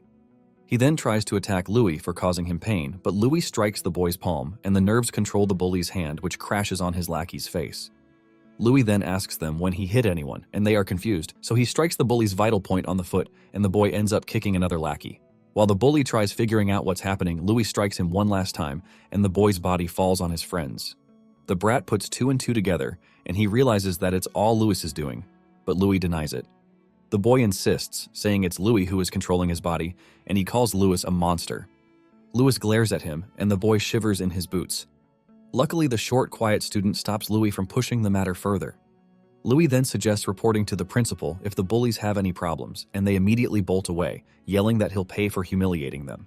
After they leave, Louis introduces himself to Kara, and he learns Kara's name from the futon the boy picks up.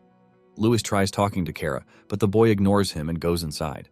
Louis isn't offended, as he realizes that Kara is beyond shy, so he arranges the room and hopes nothing crazy happens at the ritual happening the following day. Meanwhile, not too far from the goddess's statue, some groups of people set up a trap. The following day at the goddess's temple, the freshmen who show up to awaken their magic stare at the gigantic statue of Gaia, the goddess of their world.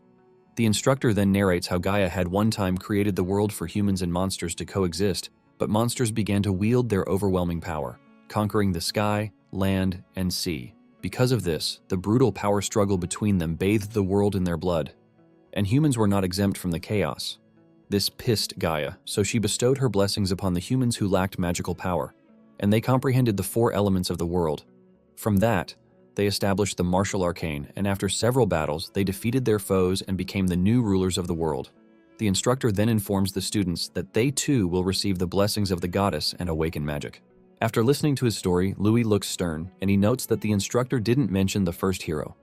Kara notices him, but they are suddenly called by the instructor, and he tells them to follow him.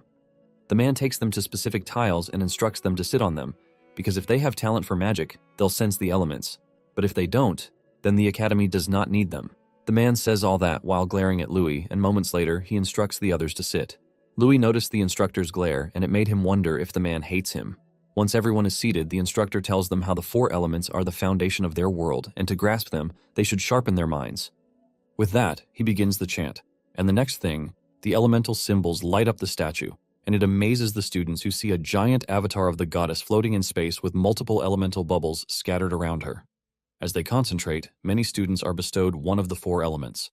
Some rejoice while some complain because the element they got didn't suit their proposed career path. Suddenly, Neil is surrounded by a flame vortex from 2 elements, and everyone is surprised that he's got both earth and fire attributes.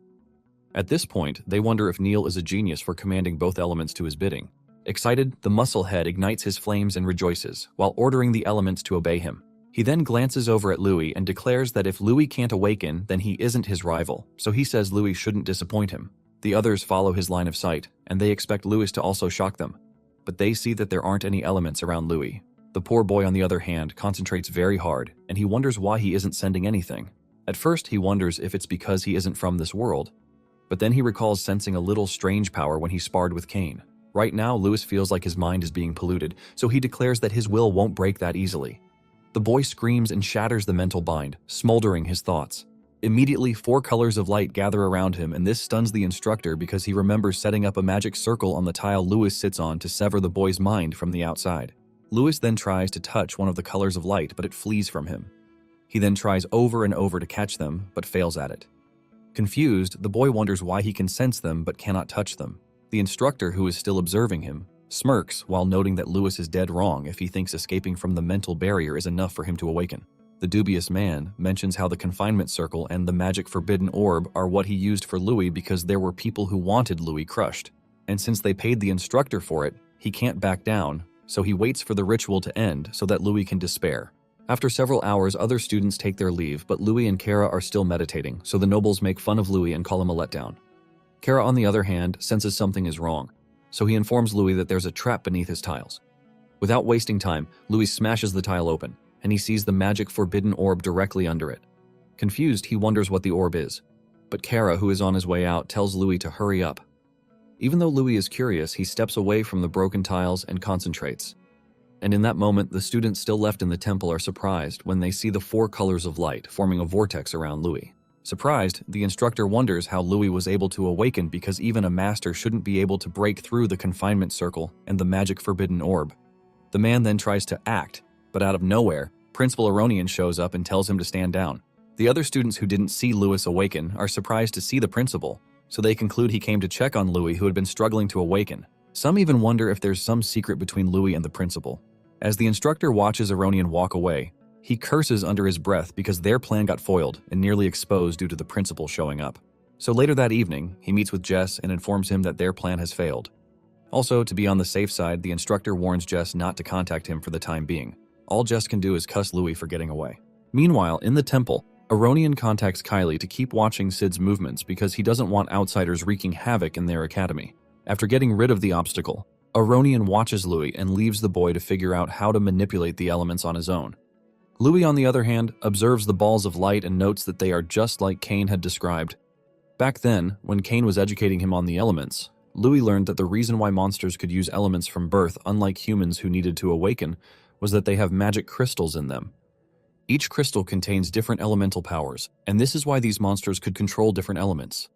As for humans, they perform the awakening ritual after being approached by an element, and they can't use magic unless they manipulate the surrounding elements.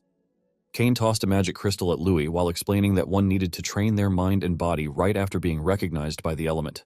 Curious, Louis asked if the magic crystals were the elements, but Cain informed him that everything in the world is made up of elements. When Louis opens his eyes, he sees the water element approaching him, so he tries touching it. This time around, the particle doesn't avoid him, and when Louis makes contact with it, he feels the immense surge of power of the sea beasts, and learns that the essence of the world manifests by the will of Gaia. The vortex surrounding Louis starts spiraling out of control. So Aronian, who is watching him closely, immediately activates the goddess barrier seal, and this makes the goddess trap Louis in a barrier that comprises the 4 elements. Immediately, Louis's hair dye fades away, leaving his black hair exposed. Thankfully, the barrier produces a bright light that prevents the shocked students from seeing Louis. All they are concerned about is why he produced such a huge magical wave and why the principal decided to seal him. While maintaining the barrier, Aronian yells at Louis to calm down and not be swayed by his surroundings. Louis hears Aronian's words and finally calms down. This time around, he observes the elements and realizes that they are awfully similar to the elementary particles in science. So he tests his theory by changing their frequency, and in that instant the ball of light erupts and the elements showcase their symbols. Just then, the vortex spirals greatly, and it has Aronian and the students around worried to the point that they admit that Louis' aura is far more terrifying than Neil's. Noticing that Louis isn't going out of control, Aronian commends him for exceeding his imagination. While closely observing the elements, Louis concludes that magical essence is the same as that of elementary particles, and thanks to that, it means humans might be able to use magic as easily as monsters. With that, he absorbs the element and notes that just like elementary particles, they are constantly in motion, which means that by harmonizing their movement with the flow of qi and breathing, the circulation of the elements becomes smoother. And if that's the case, Louis might be able to create a magic crystal in his body and use magic like qigong techniques. Louis concentrates hard, and a crystal shape forms in his eye. Immediately, ice crystals grow around him, and the barrier used to house him shatters into pieces. Aronian is stunned by Louis's ability, and he smiles as he watches Louis fly into the air by manipulating wind magic. The other students witnessing the scene run for their lives and cry for help as ice crystals rapidly erupt behind them till they are eventually frozen to the bone. Sensing how dangerous things are becoming with Louis's power, Aronian steps up, saying he has to suppress the power, so he calls out to the goddess, chanting a prayer while holding an emblem. Immediately, he creates a huge barrier of flames that offsets Louis's icicles, and the impact of the collision alerts people in the library, outside the temple, and in the training room. Right after, Aronian wonders what kind of element Louis just used, while Louis checks his body out and realizes how he has combined 2 elements to form a new element. As he wonders who to talk to about it, he spots Aronian looking at him seriously. Confused, Louis sees the flame barrier, but Aronian snaps his finger, and the entire barrier collapses into the badge. He then asks Louis if he knew what he had done, and when Louis looks around, he sees some fallen students, so he realizes he had gone too far. Aronian speaks to Kalk through his comm, saying he's going back to his office and he'll leave him to do the cleanup. Right after, he tells Louis to follow him, believing Louis has a lot of questions for him. On getting to his office, Aronian congratulates Louis on awakening not just an elemental attribute, but the complete 4 of them. Louis then shows him their core, and Aronian is impressed that he can handle the elements very smoothly, so he hands Louis a book that he had used during his time to study magic, but then informs Louis that the book will only help him with wind and earth, since those are the elements he can use, but for fire and water, Louis should ask Faye and Miliana. Since the girls are from great families and they know him, they are the best choice. With that out of the way, Aronian calls for Kylie, and in that instant, she spawns into his room, so he introduces her to Louis as his trusted aide. Just after he informs Louis that she'll protect him henceforth, Kylie asks Aronian and Louis to move to another place, and they follow her to a private training ground where Aronian has reinforced its walls with earth magic. For starters, Kylie asks Louis to show her his element, and Louis demonstrates while explaining that by speeding up the movement of two elements and blending them, he has created a new element, which he calls ice. Utterly surprised, Aronian, who has never heard of elemental combination, wonders how Louis came about the ice element. Kylie feels the chill air emanating from Louis and smiles like a deviant, before saying she'd like to confirm it up close. In a split second, she closes the distance between them and swings her fists at Louis, who parries her blows and returns his with his ice-imbued element. At one point, Kylie struggles to fight off his punches, and she nearly gets hit, so she backs off and wonders if Louis got faster. Then it dawns on her that she has gotten slower, and it might have been the effect of the ice element. As she melts off the ice using her fire element, she asks Aronian to confirm if elemental fusion has been done before. But he denies and tells her that, since the very beginning of magic, many geniuses who had studied it had tried to fuse the elements, but none had ever succeeded. In their world, most people can control a single attribute, and only a tiny few awaken to multiple attributes. Even the Empire's strongest saint, Mirian, known as the once-in-a-lifetime genius of the Eastern region, could control 3 elements and also tried to fuse 2 attributes, but failed. Aronian explains how Mirian's mind and body couldn't keep up, so it wasn't something a normal human could endure. Aronian explains that humans need the mind and body to control the elements, and with the way Louis pulled his off, he needed strong willpower to guide the elements and release them outside the body. If one tries doing it with multiple elements, the elements would collide with each other and it could cost the wielder's life. Fixated on Louis, Kylie suspects that Louis' potential may rival a saint's. So she heats herself with fire magic and then tells Louis to fight her once more. She charges right in, and as they clash, Aronian informs Louis about how Mirian had come up with 2 hypotheses to handle multiple elemental attributes simultaneously.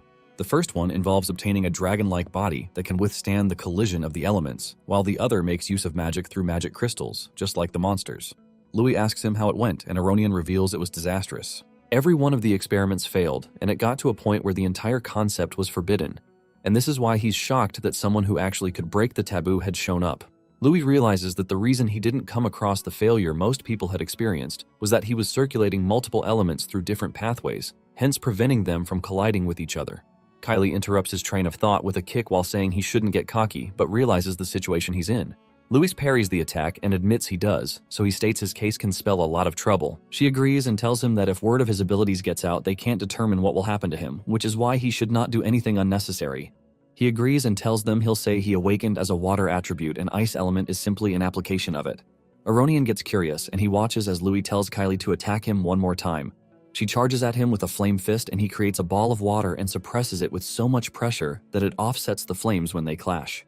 Kylie and Aronian are shocked by the discovery, how Louis converted water into ice. While Aronian can tell that what Louis did wasn't magic, Kylie asks Louis how because her flame can't melt it and the ice ball is also radiating heat. He informs her that liquids can change form under intense pressure and he successfully pulled it off thanks to applying his knowledge. Aronian promises to teach Louis how to use his powers properly and he promises to give him credits if he makes discoveries. After witnessing Louis' powerful attack, Kylie wonders why Aronian still wants to protect him. Also, she believes Louis simply made a fluke, but then Aronian talks about how some coincidences are also written in historical magic books, so he won't want to deny any possibilities. Left with no choice, Kylie accepts the task to guard Louis while noting he is like a high-maintenance student. She walks off and then teleports using her flame magic. After she leaves, Aronian tells Louis that his classes will start tomorrow, so he should head back to his dorm. Before Louis leaves, Aronian hands him a mental health recovery potion to use. Louis tries it, and when he walks back to his dorm, he doesn't feel tired at all, so he considers meditating till dawn. He enters his room, and to his surprise, he sees Kara still awake, waiting for him. He walks to Kara, and as he thanks Kara for saving him earlier that day, he wonders how Kara knew it was there. So Kara hands him a trading company's card. When Louis looks at it, he realizes that's why Kara is so knowledgeable. As Kara heads to his room, Louis asks him if the way he helped a commoner like him won't get him targeted, but Kara simply thanks him for worrying and shuts the door. Although Louis does not need the business card now, he notes that he might need Kara's help in the future. The next day, in the Academy training hall, a weirdo flexes his muscles while introducing himself as Derek, their physical training instructor who vows to ensure they'll all get perfect bodies. Immediately, the students see him, and they are creeped out by his weirdness, but Louis admires his physique, while noting that the mind and the body are the foundation of martial arts. Derek sees Louis and Flash steps right behind him, before observing him closely and admiring Louis's physique. He stares at Kane disdainfully, saying the qualities of heirs of great families have declined. He leaves their sides and explains that it's time to let their seniors demonstrate how to use the training equipment. Just then, the seniors walk into the training hall while insulting the freshmen for being unreliable due to losing to commoners and great families. They vow to show them the gap between the apprentice class and fighters. Derek tells them to get to it, so one of them informs them that the weight is reinforced with earth magic. He sits down and casually lifts a ton worth of weight. They are shocked as they watch the seniors easily defy all odds in the exercises. Derek then tells them to get to it, and the freshmen nearly lose their souls to the equipment. The seniors make fun of them, but they are stunned when they see Louis lifting 10 tons and smoking the treadmill with his speed while heavily clamped down with weights. He spins so fast on the device that it creates a tornado. Everyone watching is shocked, and they wonder if Louis doped, but then they note there's no magic potion reaction. Out of the corner of their eye, they notice Neil also giving it a go. Neil lifts 15 tons, then runs on the treadmill while carrying 20 tons. After proving himself, he tells Louis to compete with him and use it to settle who's really on top. Louis refuses by telling Neil that their goal is to build their body, and showing off their strength to others is pointless. The senior, who had worked himself to the bone to impress the freshman, gets mad and attacks Louis, believing Louis was insulting him, so he yells at Louis, saying he shouldn't get cocky because he's a little strong. He asks them for their attributes, and when Neil proudly says he has 2, the dude freaks out. Neil then asks Louis, and Louis lies to him that he only wields water. Immediately the senior hears him, he laughs at Louis and makes fun of him by indirectly calling him a waste because of his water magic. Confused, Louis asks what's so funny, and Miliana explains to him that the water attribute only has Aqua Blade as an attack skill, and it's more suited to defense and support. Because of this, most people look down on it compared to other elements. The bully continues making fun of Louis and informs him that there's no single water attribute grandmaster in history. He yells at Louis to continue living his life as a support, and this pisses Louis off, who confirms with him that the highest rank a water wielder can attain is a master. As the upperclassman makes fun of Louis, Kane and Faye speak up and tell him to shut his trap. As the sides argue, Jess meets Derek and talks about how handling magic requires toughening the body, which means endurance training is perfect for that. Students will need to take hits on purpose to raise both control over mind and physical toughness, so Jess proposed a friendly match that doubles as endurance training. He vows to show them with his body how useless water attributes are. Kane reminds Louis that Jess is Sheath's brother, and he's clearly aiming to beat Louis to death since the water attributes are not great for protecting the body. Prepared, Louis tells Derek that there's no such thing as a better or worse attribute. Amused, Derek asks Louis if he's accepting the challenge, and Louis affirms while stating that he'll fight the seniors and prove he's right. Kane worries for Louis, but Louis calms him down, and Derek commences the bout while informing them that they can use magic only in the central area. Before they commence, he tells them that dodging attacks is strictly forbidden, and this riles Neil up, who burns with vigor. He requests a challenge, but the seniors turn him down because he has a dual attribute. One of the seniors walks to face Louis instead, with the plan to educate him, so he uses his magic and makes an earth armor, then leaps at Louis with murderous intent. Suddenly, a fist strikes him squarely and sends him crashing to the ground. The entire audience is shocked, and even wonders how Neil could hurt him so badly through his ultimate defense, earth armor, in one hit. Upon seeing this, Jess orders the other seniors to take Neil down, and they immediately dash at him, and this gets Neil excited, so he rips off his shirt and starts taking in their blows. After taking a few, he calls the attacks light work and then says all of them are way too weak. In that instant, he grabs one of their legs and swings him like a baton, flinging him away. The rocky fella leaps just in time and informs Neil that his back is wide open. He punches Neil squarely in the back, thinking he got him. But to his surprise, his armor shatters and he screams as blood spurts out of his injured wrist. Neil turns back at him and belittles the attack, calling it a mosquito bite. The injured dude holds his broken fist and notes that Neil concentrated all his magic on one spot on his body, and he wonders how Neil, who just recently awakened, is controlling mana on par with an apprentice. Neil sends him crashing into the wall, and Derek uses the fallen fodder as an example to the freshmen by instructing them not to forget their basics or they'll end up like him. Louis is terrified by Neil's brutality, but then other upperclassmen leap at them to strike them. Faye, Kane, and Miliana offset their attacks with the same elements. With the others occupied, Louis stares at Jess and says it's time for the main event. Jess gets pissed just by hearing Louis talk about himself like a main character, so he vows on his position as the heir of the Harry family to teach Louis what a noble's dignity, pride, and manners are. He instantly leaps at Louis and fires a wind arrow attack, but Louis uses his highly condensed water as a shield and it transforms into ice.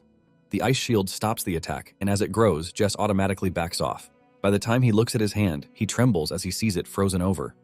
Confused, Jess asks Louis if it's water magic, and Louis affirms, calling the ice an application technique of water magic. Miliana and the others are surprised by it since it's their first time seeing such a technique, but it pisses Jess off, and he agrees with Brian that the freshmen are nothing but troublemakers. As he considers using a particular technique, he sees Neil mollywopping his colleagues, so he smirks at Neil, who immediately charges at him to strike him down, but Jess moves past him with ease and baits Neil to come after him. Neil gets pissed and he crashes every time he tries to hit Jess. At one point, Kane kicks him away while telling him to calm down. Jess dodges him and goes toward Louis, so Neil follows right after him and tries to crash into him, Hulk style, but Jess safely jumps away. Louis also leaps out of Neil's range, and in that instant, Neil attacks him with a roundhouse kick from behind. Thankfully, Louis sees it just in time to react to it with his ice. Then he insults Jess for being shameless for performing a sneak attack, which contradicts his talk earlier on pride and honor. Jess simply scoffs at Louis and says he simply made the right decision to win. Neil leaps into the air to strike Jess, and he nearly hits Louis, who immediately dodges and lands back on the ground. Jess aims for Louis' head with a dropkick, but Neil smacks him away. As Jess falls bleeding to the ground, Neil asks him why he can't understand that teaming up is the best strategy. With Jess out of the way, Neil then tries to hit Louis multiple times, but Louis evades all his attacks. Derek eagerly watches their fight and calls Neil a battle genius, even suspecting he might be better than William. As Neil continues his strikes, Louis grabs his hand and then hits him on the throat, calling it Neil's weakness. As Neil steps backwards and gasps for air, Faye yells at Louis for attacking Neil in a dangerous area, and due to her distraction, Neil grabs Louis's arm. Then he tells Louis to feel the pain, so he headbutts him and calls Louis an insect, and he hopes to have a brutal fight. Louis, on the other hand, reminds Neil of how the school rules warned them not to intentionally hurt others, but because Neil has crossed the line, he plans to get serious with him. In that instant, he uses ice magic on Neil, who holds him, and Neil replies that Derek had told them to show off their proud body, so he isn't running or hiding. Immediately, the ice envelopes Neil, and Louis asks him if he prefers something tougher. Without wasting time, Neil, who is fuming with fury, tells Louis that he doesn't need to ask. After all, the pain is unbearable. Neil activates his flames and destroys Louis's ice. He then punches his own arm before stating that fighting Louis makes him stronger, so he beckons to Louis for them to continue. One time when Neil drank by the river, a pack of wolves attacked him, and that was the first time he felt pain, so he grabbed them by their snouts and tore them to shreds with his brute strength. That was when he got enlightened and concluded that pain is not only the proof that one is alive, but also what makes him stronger. He believes only the strong can survive in their world, and that's why he wants more pain. He leaps into the air while calling Louis's name and states that they are the same because they are monsters starving for power. As he tries to bring down his enhanced fists, Louis redirects his blow by parrying it and sending him crashing. Immediately, Neil readies himself to fight, but Louis plants a kick on his face. Still, Neil stands through it, and he craves for more deadly combos. Faye and Kane worry about Neil getting himself killed, so they decide to rush in, hoping to save him, but Neil stops them by yelling at Louis that he isn't done.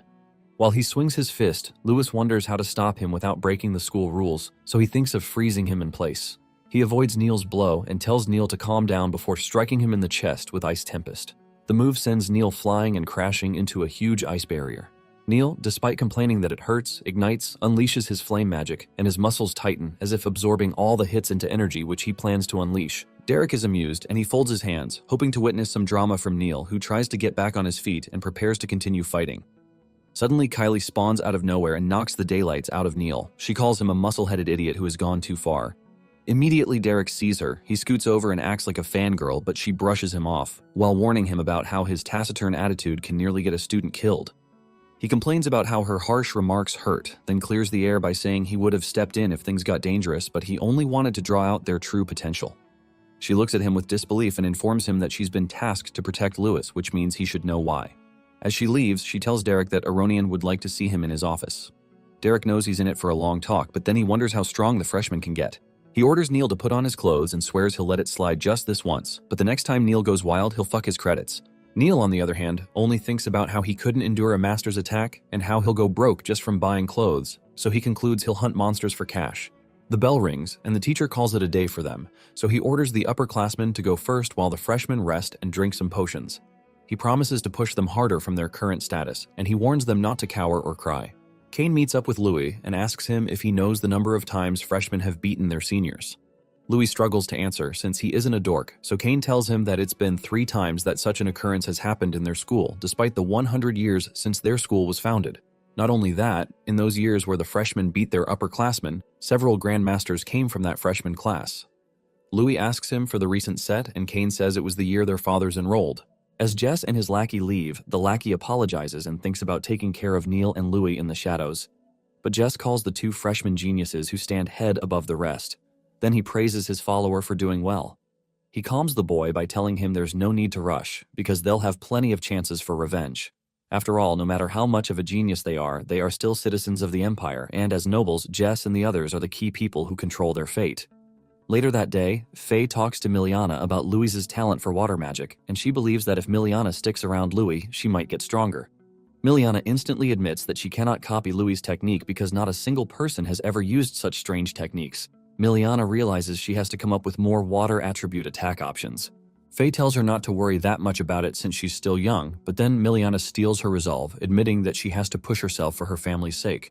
Faye, who had predicted how Miliana would act, suddenly calls out to Louis, saying that Miliana wants to talk to him. The onlookers gasp as they wonder if she wants to make a confession. Louis shows up a few seconds later, and he asks Miliana if she wants anything from him. Faye goes straight to the point by asking Louis if he can teach Miliana the water magic he used earlier, and he readily agrees, saying they're friends. Miliana, upon hearing that word, tells him sternly that someday she might cause him some trouble, but then she asks mildly if he won't regret being friends with her.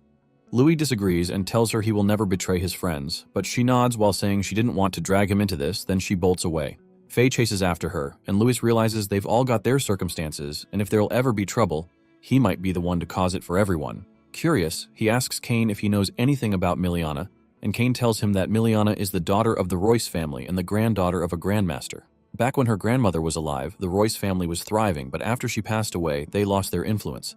He doesn't know much about her family, so he advised Louis to ask Faye. Louis then asks Kara if he knows anything, and Kara reveals that the Royce family is associated with the association. Louis gets more curious, so he asks for more details, but he realizes he'll have to ask Faye or Miliana herself for the rest. Later that day, at the first magic training ground, the next instructor, named Sid, teaches them about how magic is the goddess's blessing and the true essence of their world. The man plans to teach them how to handle magic and use martial arcane. As he introduces himself, Kane notices Louis sighing, so he asks why, since Louis seemed excited for the class. Louis then explains that he feels Sid hates him.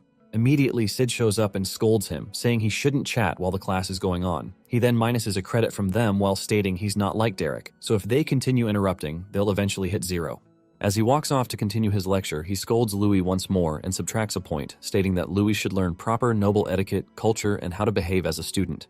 Sid then creates magic, and once he unleashes it, it transforms into a giant statue made from earth.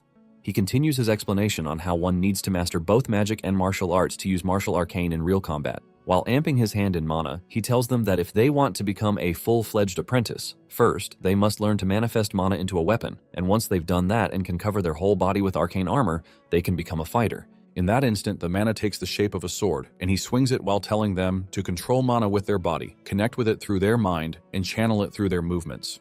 From that distance, the swing mana blade cuts the statue, and the students are very impressed. As Sid finishes his demonstration, he tells them he'll later have them all attack the stone statues in that same way, and the student who deals the most damage will get 5 credits. Before they get on with that, he orders them to form groups based on their attributes. Neil gets exempted due to possessing a dual attribute, but then, Sid orders students with water attributes to go to the side, practice arcane armor, and then they should help with warm-ups. As Kane splits up with his team, other students make fun of Louis and Miliana for having the weakest attribute. Miliana feels sad for being stuck at practicing support spells and not being given the chance to attack the statues like the others. She notes that she wants to prove her strength to someone important to her, but at the current rate, she can't help the person become a grandmaster.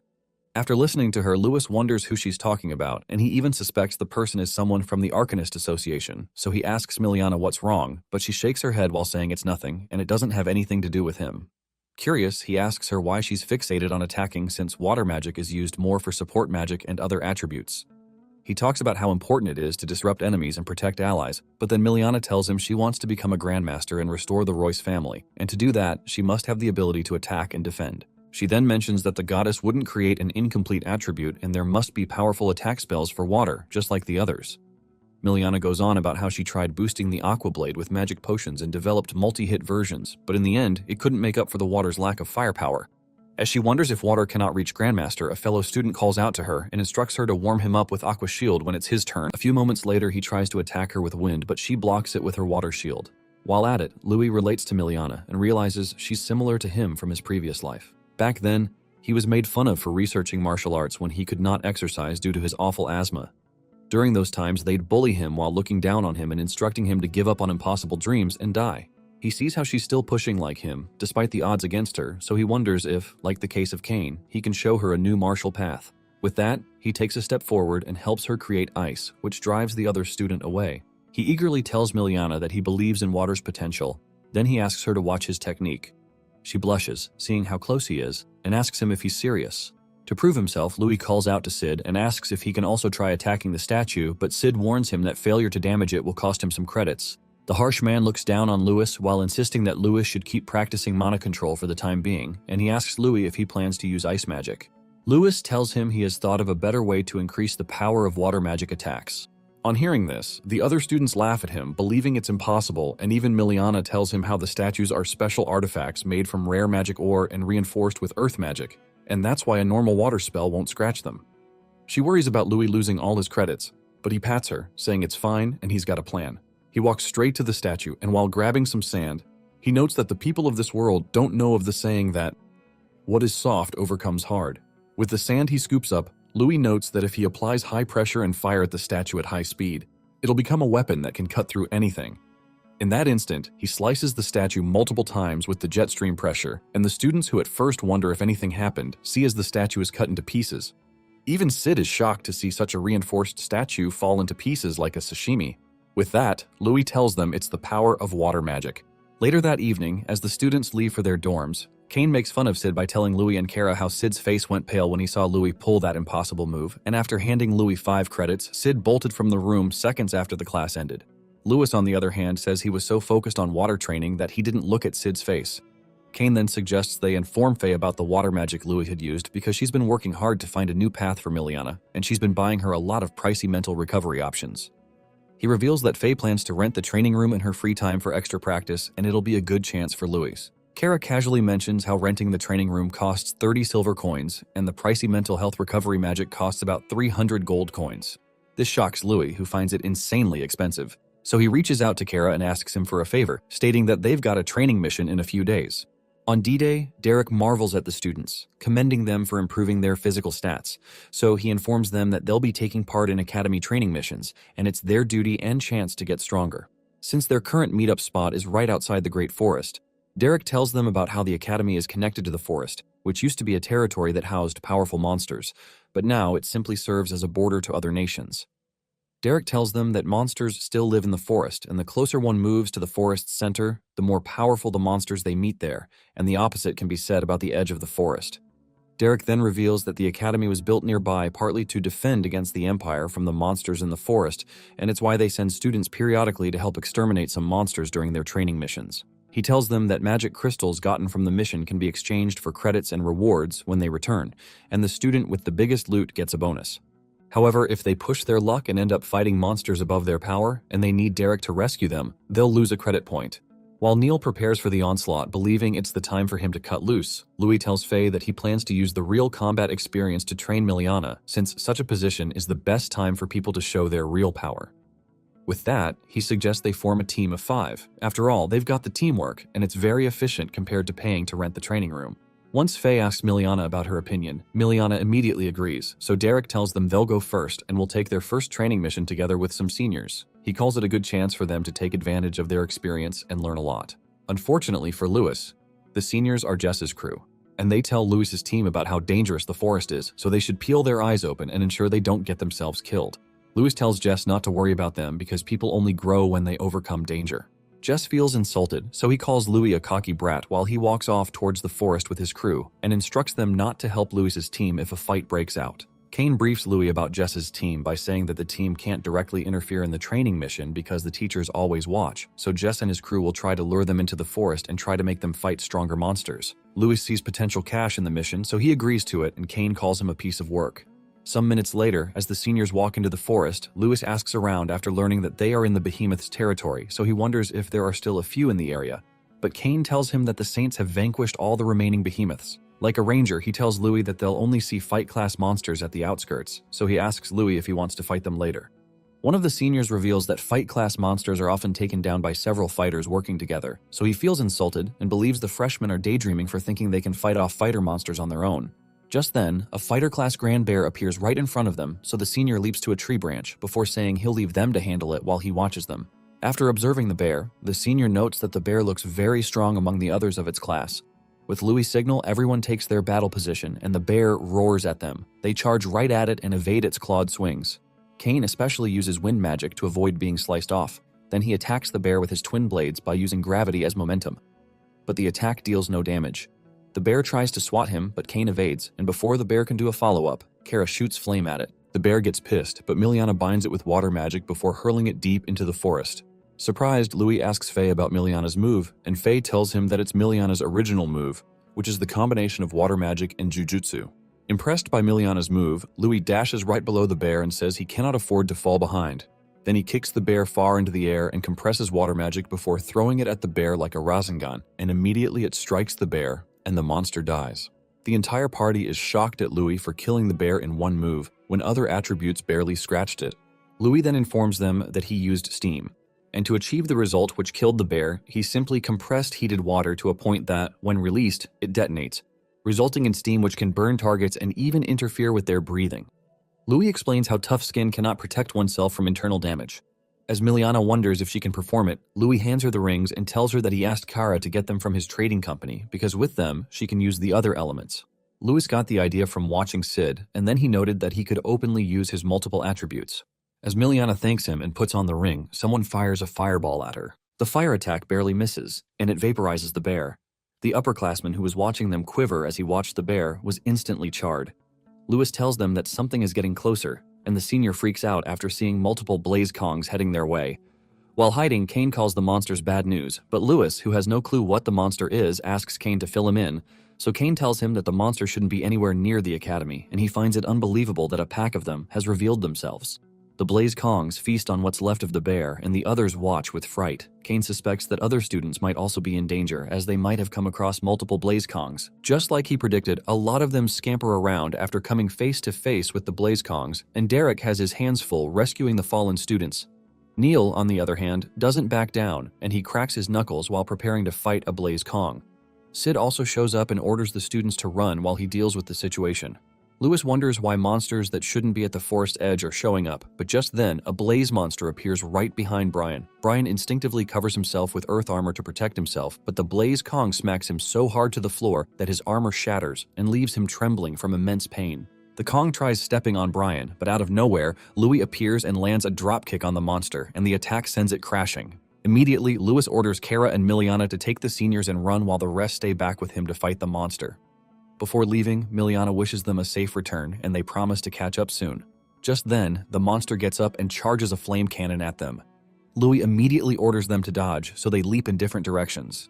Realizing they have to work together, Kane activates a wind arrow and uses it to propel himself towards the blazing kong.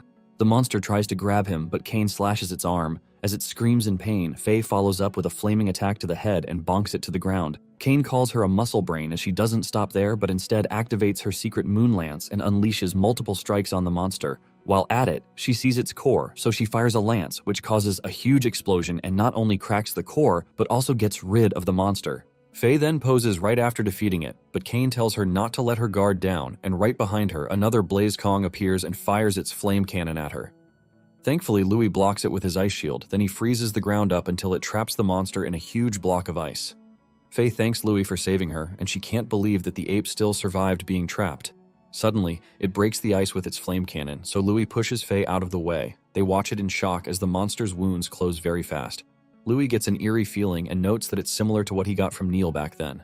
Neil, on the other hand, keeps on trading fists with a giant ape, and he also recovers his wounds. Meanwhile, Derek watches as the monsters charge at him, and he calls it a hassle because they keep regenerating, so he fears for the students. Louis and his group form a tight unit, and as they watch the monsters approach, Louis notes that things are bad. Towards the forest outskirts, Kara and Miliana get knocked out by the monsters, and after the creatures leave, Brian wakes up and smirks, saying preparations complete. He plans to use the defective monsters to eliminate Louis. Suddenly, the monsters around Louis' group activate arcane armor, and Kane finds it unbelievable. They attack the group, and as everybody splits up, Louis sees that all the creatures' eyes are turned his way, so he wonders why he's being targeted. To make matters worse, all the blaze kongs charge up their flame cannons to a very huge size and simultaneously fire it at Louis. His teammates worriedly scream his name, but the explosion rocks the entire forest, and Brian calls the mission a success. Derek and Neil sense the explosion, and as they wonder what has happened, blue light shines through the flames, and a whirlwind overpowers the flames. Cain and Faye see the source of the light and learn it's Louis, who covered himself with a huge water barrier. Shocked by his level of control, Faye tells Cain that Louis is doing only something a master or someone above can pull off, and Cain realizes that Louis was hiding his true strength from them. The aforementioned accelerates mana circulation within his body, and he temporarily uses it to achieve master-level mana control, but the strain is so great that Louis will soon hit his limit, which is why he must end the fight as quickly as possible. Louis creates a ball of water, which he compresses before firing it at the apes.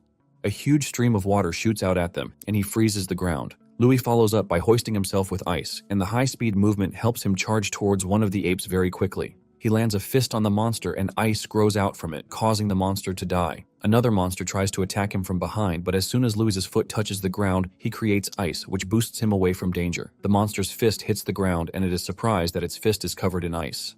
Louis then moves around in their midst, and after creating 8 trigrams, he leaps into the air and fires continuous palm strikes at the monsters. Since they are unable to move, they are totally covered in ice that shatters their body into bits. As Brian loses the apes, he suffers a terrible migraine and confirms a theory. Faye and Cain, on the other hand, are impressed with Louis for taking out the whole Blaze Kong pack in an instant. After defeating them, Louis notices that he feels he can control his wind and mana more easily than before. Cain immediately runs to him and praises him for his effort, but Faye tells them they need to get out of the forest as quickly as possible before they get ambushed.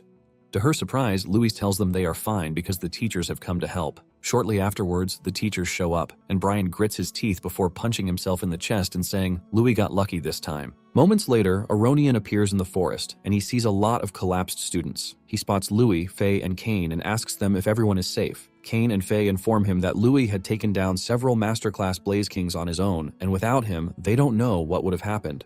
Aronian gets curious, and Louis sparks his curiosity by telling him that something feels off. Then he shows Aronian a frozen part of the defeated monster. Aronian tells them to head back to the academy, while he and the teachers handle the matter themselves. Later that evening at the dorm shop, the shop owner praises Louis for racking up lots of credits, and she wishes she had gone. Curious, she asks him why he's buying so many mental recovery potions, because using too many of them is bad for his body. Louis replies that he's aware, but just then, Kylie shows up and asks to speak to him privately. As they walk outside, she informs him of the findings the principal had examined from the Blaze King corpses using alchemy, and they found traces of magic drug use and artificial modification.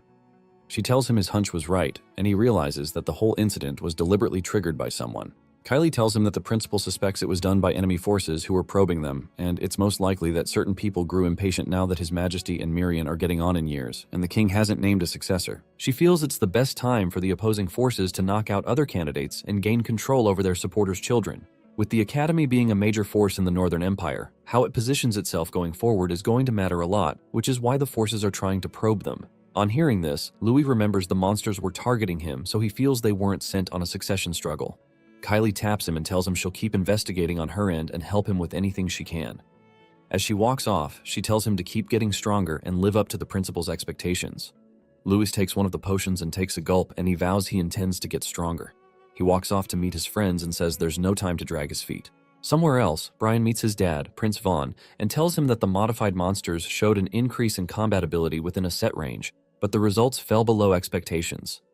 He explains why most of the corpses were disposed of through self-destruction. Some of them were recovered by the Academy, and he worries about what will happen if Principal Aronian catches on to them. His father tells him that the test subjects were prepared by the Born Empire, and if Aronian catches on to that, there's nothing he can do about it.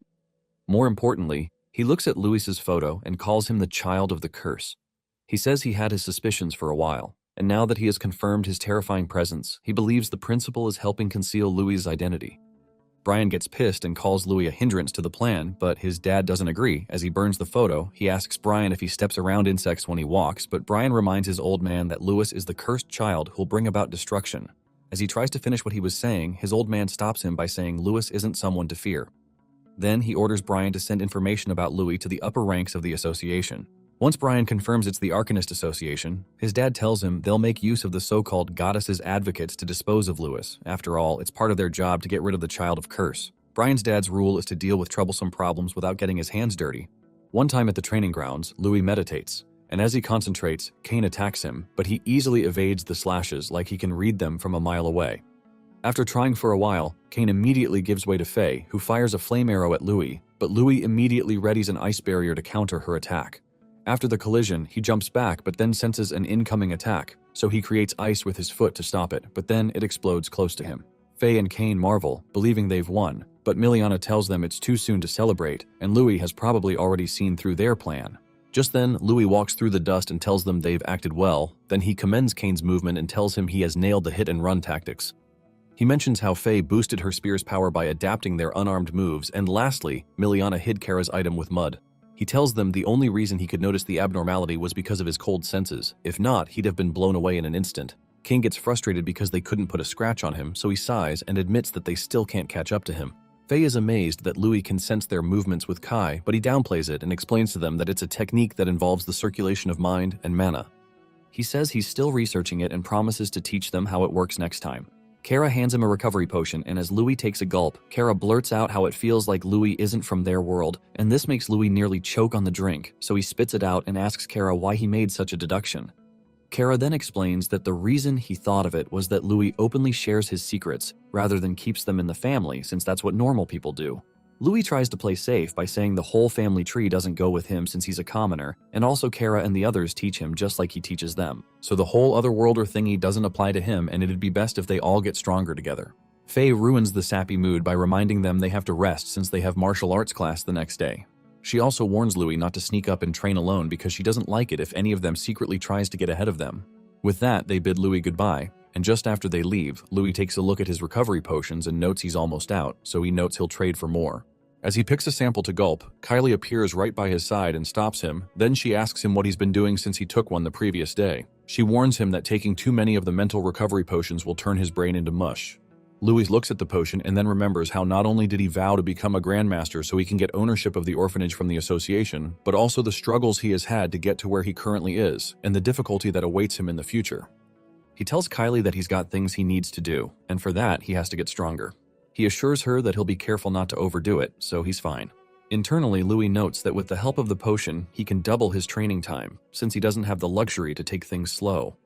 In that instant, he gulps the potion, and as Kylie asks him if he's sure about what he has done, a red, ominous aura reeks out of Louis's body, so she immediately puts on her battle armor and prepares to fight him. Louis opens his eyes and sees her on guard, so he fears he must have done something weird, but then he notes that his mana suddenly started flowing smoother. Kylie tries to dismiss what just happened, but then she looks at the box from which he had taken the potion and sees a lot of empty glasses, so she freaks out and asks if he drank them all by himself. Left with no choice, he admits sheepishly. And she confirms from the records that it's his 8th time exchanging for potions that month. Pissed, she estimates that Louis has been drinking at least 2 potions every day. And in Louis's defense, he tells her that if he wants to be a grandmaster as soon as possible, it's the only way.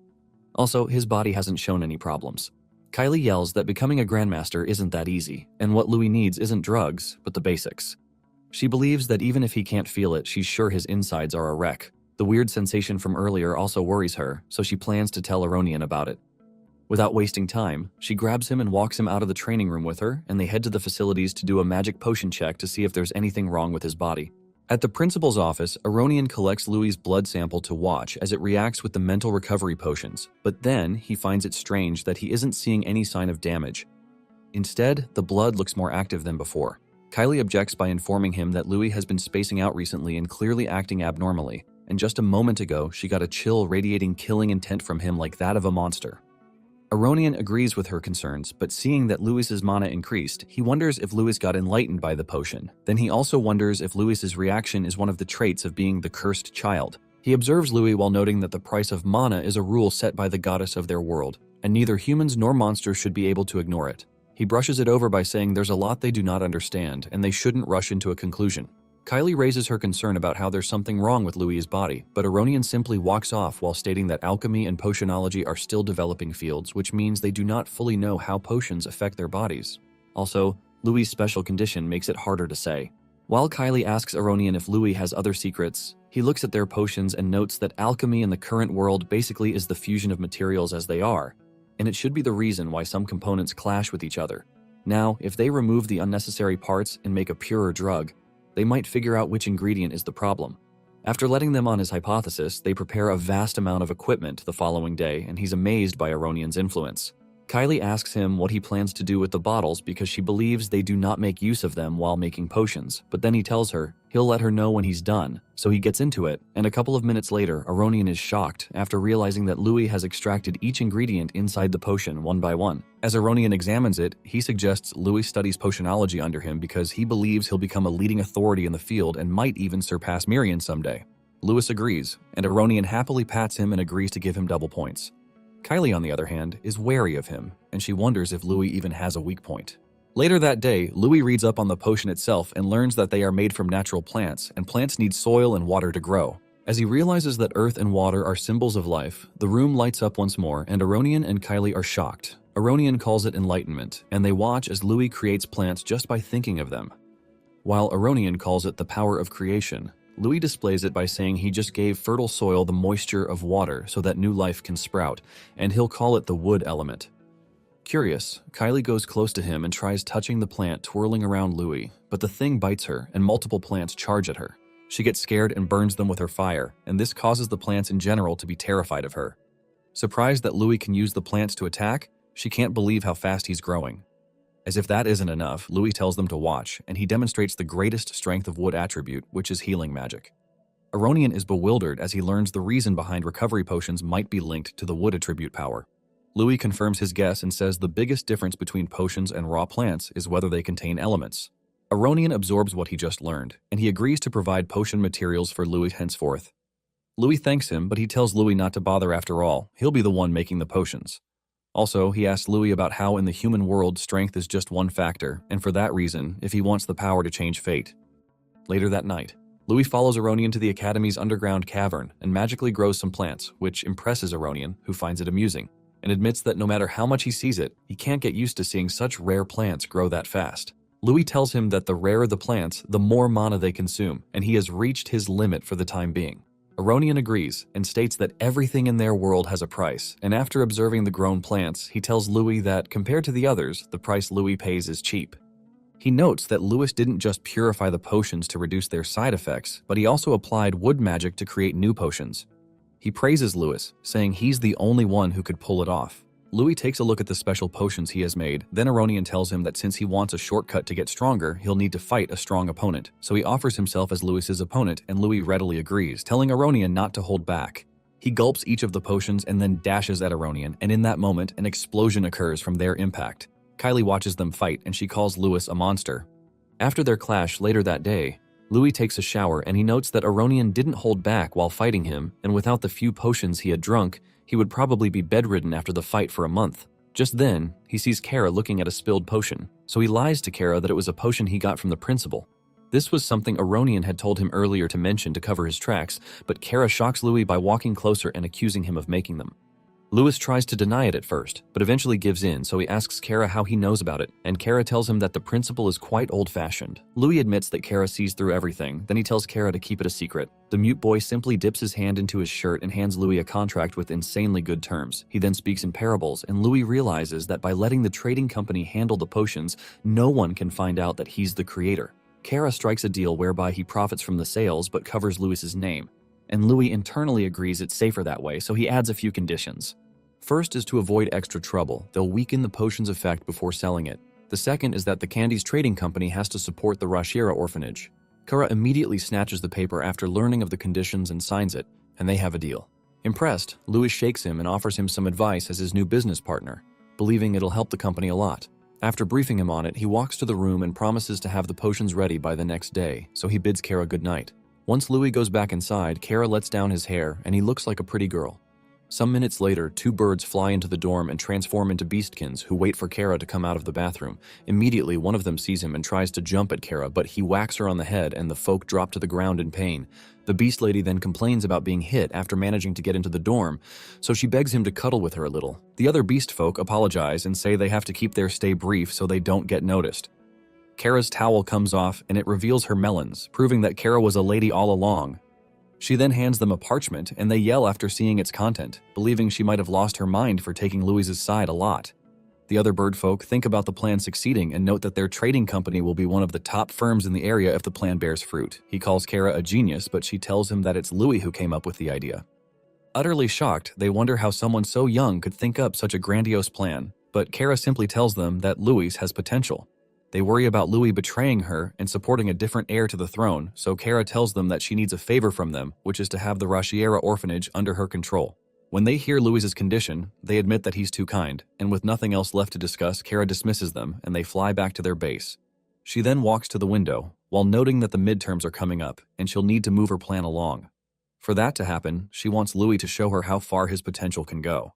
A couple of days later, at the start of the midterms, Derek addresses the students, and he'd like to see how much they've grown. First, they will take the Corridor of Traps, a place where they must conquer countless traps and monsters, with martial arcane completely forbidden. He notes that since the academy was founded, not a single person has completed it perfectly. When Faye tries it, she fails but scores 300 points. Kane gets 320, Miliana scores 250, and Kara scores 289. Neil also fails at it, and he earns a total score of 325. Unimpressed, Derek yells at them for disappointing him, so he vows to work them really hard in their next term. A fellow teacher asks for their performance, and Derek says they aren't bad and their foundations are solidifying. He admits that he has taken a liking to Louis, and the examiner also notes that Aronian has his eye on him. The man notes that 500 points would already be an excellent score for him, but Derek disagrees and notes that Louis should be stronger than that, so he bets that Louis will break 600 points. He stakes on the loser, buying a 10-year bottle of booze, and the other teacher agrees. Meanwhile, the other onlookers speak ill of Louis, believing he can't go far since the nobles have failed at it. Just then, Louis walks into the room, and multiple beams are fired his way. He instantly activates the Void algorithm, which helps him scan and detect the paths to take.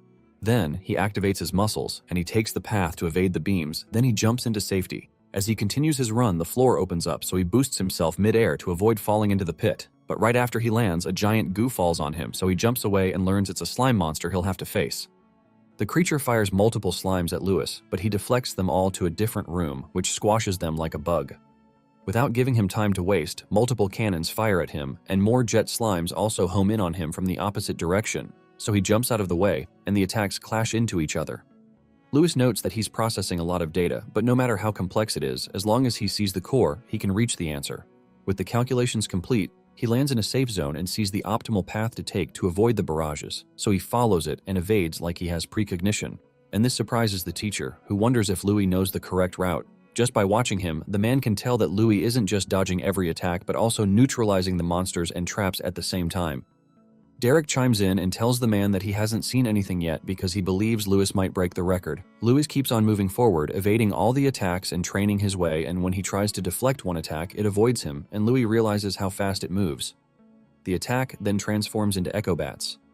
Seeing the creatures, the teacher calls them the most agile monsters on the planet, so he concludes that no matter how talented Louis is, he doubts that Louis can break the record on physical ability alone. Louis, on the other hand, slams his foot into the ground and connects the debris that flies into the air with a monochain. He then fires them at the bats, and as some strike the monsters, others dodge them, so Louis follows up by physically poking the monster and whacking it. As a result, the examiner can barely believe his eyes as he watches Louis rack up points by going against his belief. With that out of the way, Louis walks out of the arena with a whopping 999 points, and this shocks all the students watching. He's granted the highest rank, and it pisses off the nobles who see his aura farming, so they vow to pound him into the ground in the practical test. The examiner is stunned that Louis broke the record with a perfect score, and Derek tells him to make sure the booze is ready before break starts. This pisses the man, and he fumes while stating that he hates betting. Louis's friends meet with him, and they ask him how and congratulate him on perfectly evading the traps without magic. Faye, who is very impressed, still vows to beat him in a one-on-one confrontation someday. Neil, on the other hand, sees Louis, and he silently walks past him, and this impresses Kane, who wonders if Neil has finally realized the gap between them.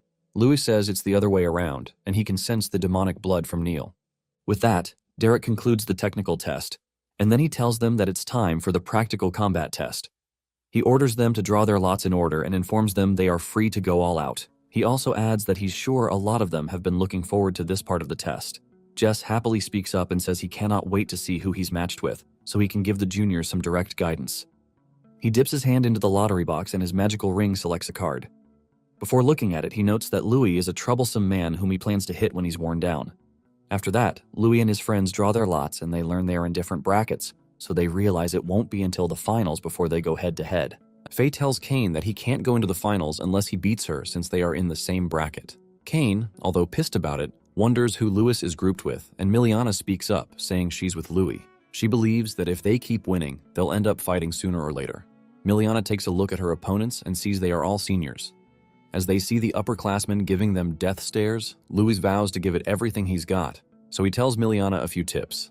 Neil, on the other hand, smirks after seeing who he's paired up with, and Jess tells his subordinates to ensure they wear Louis down, even if it costs them their lives. After all the students have picked their lots, Derek splits them up into brackets, and they see who they are paired with in the first round.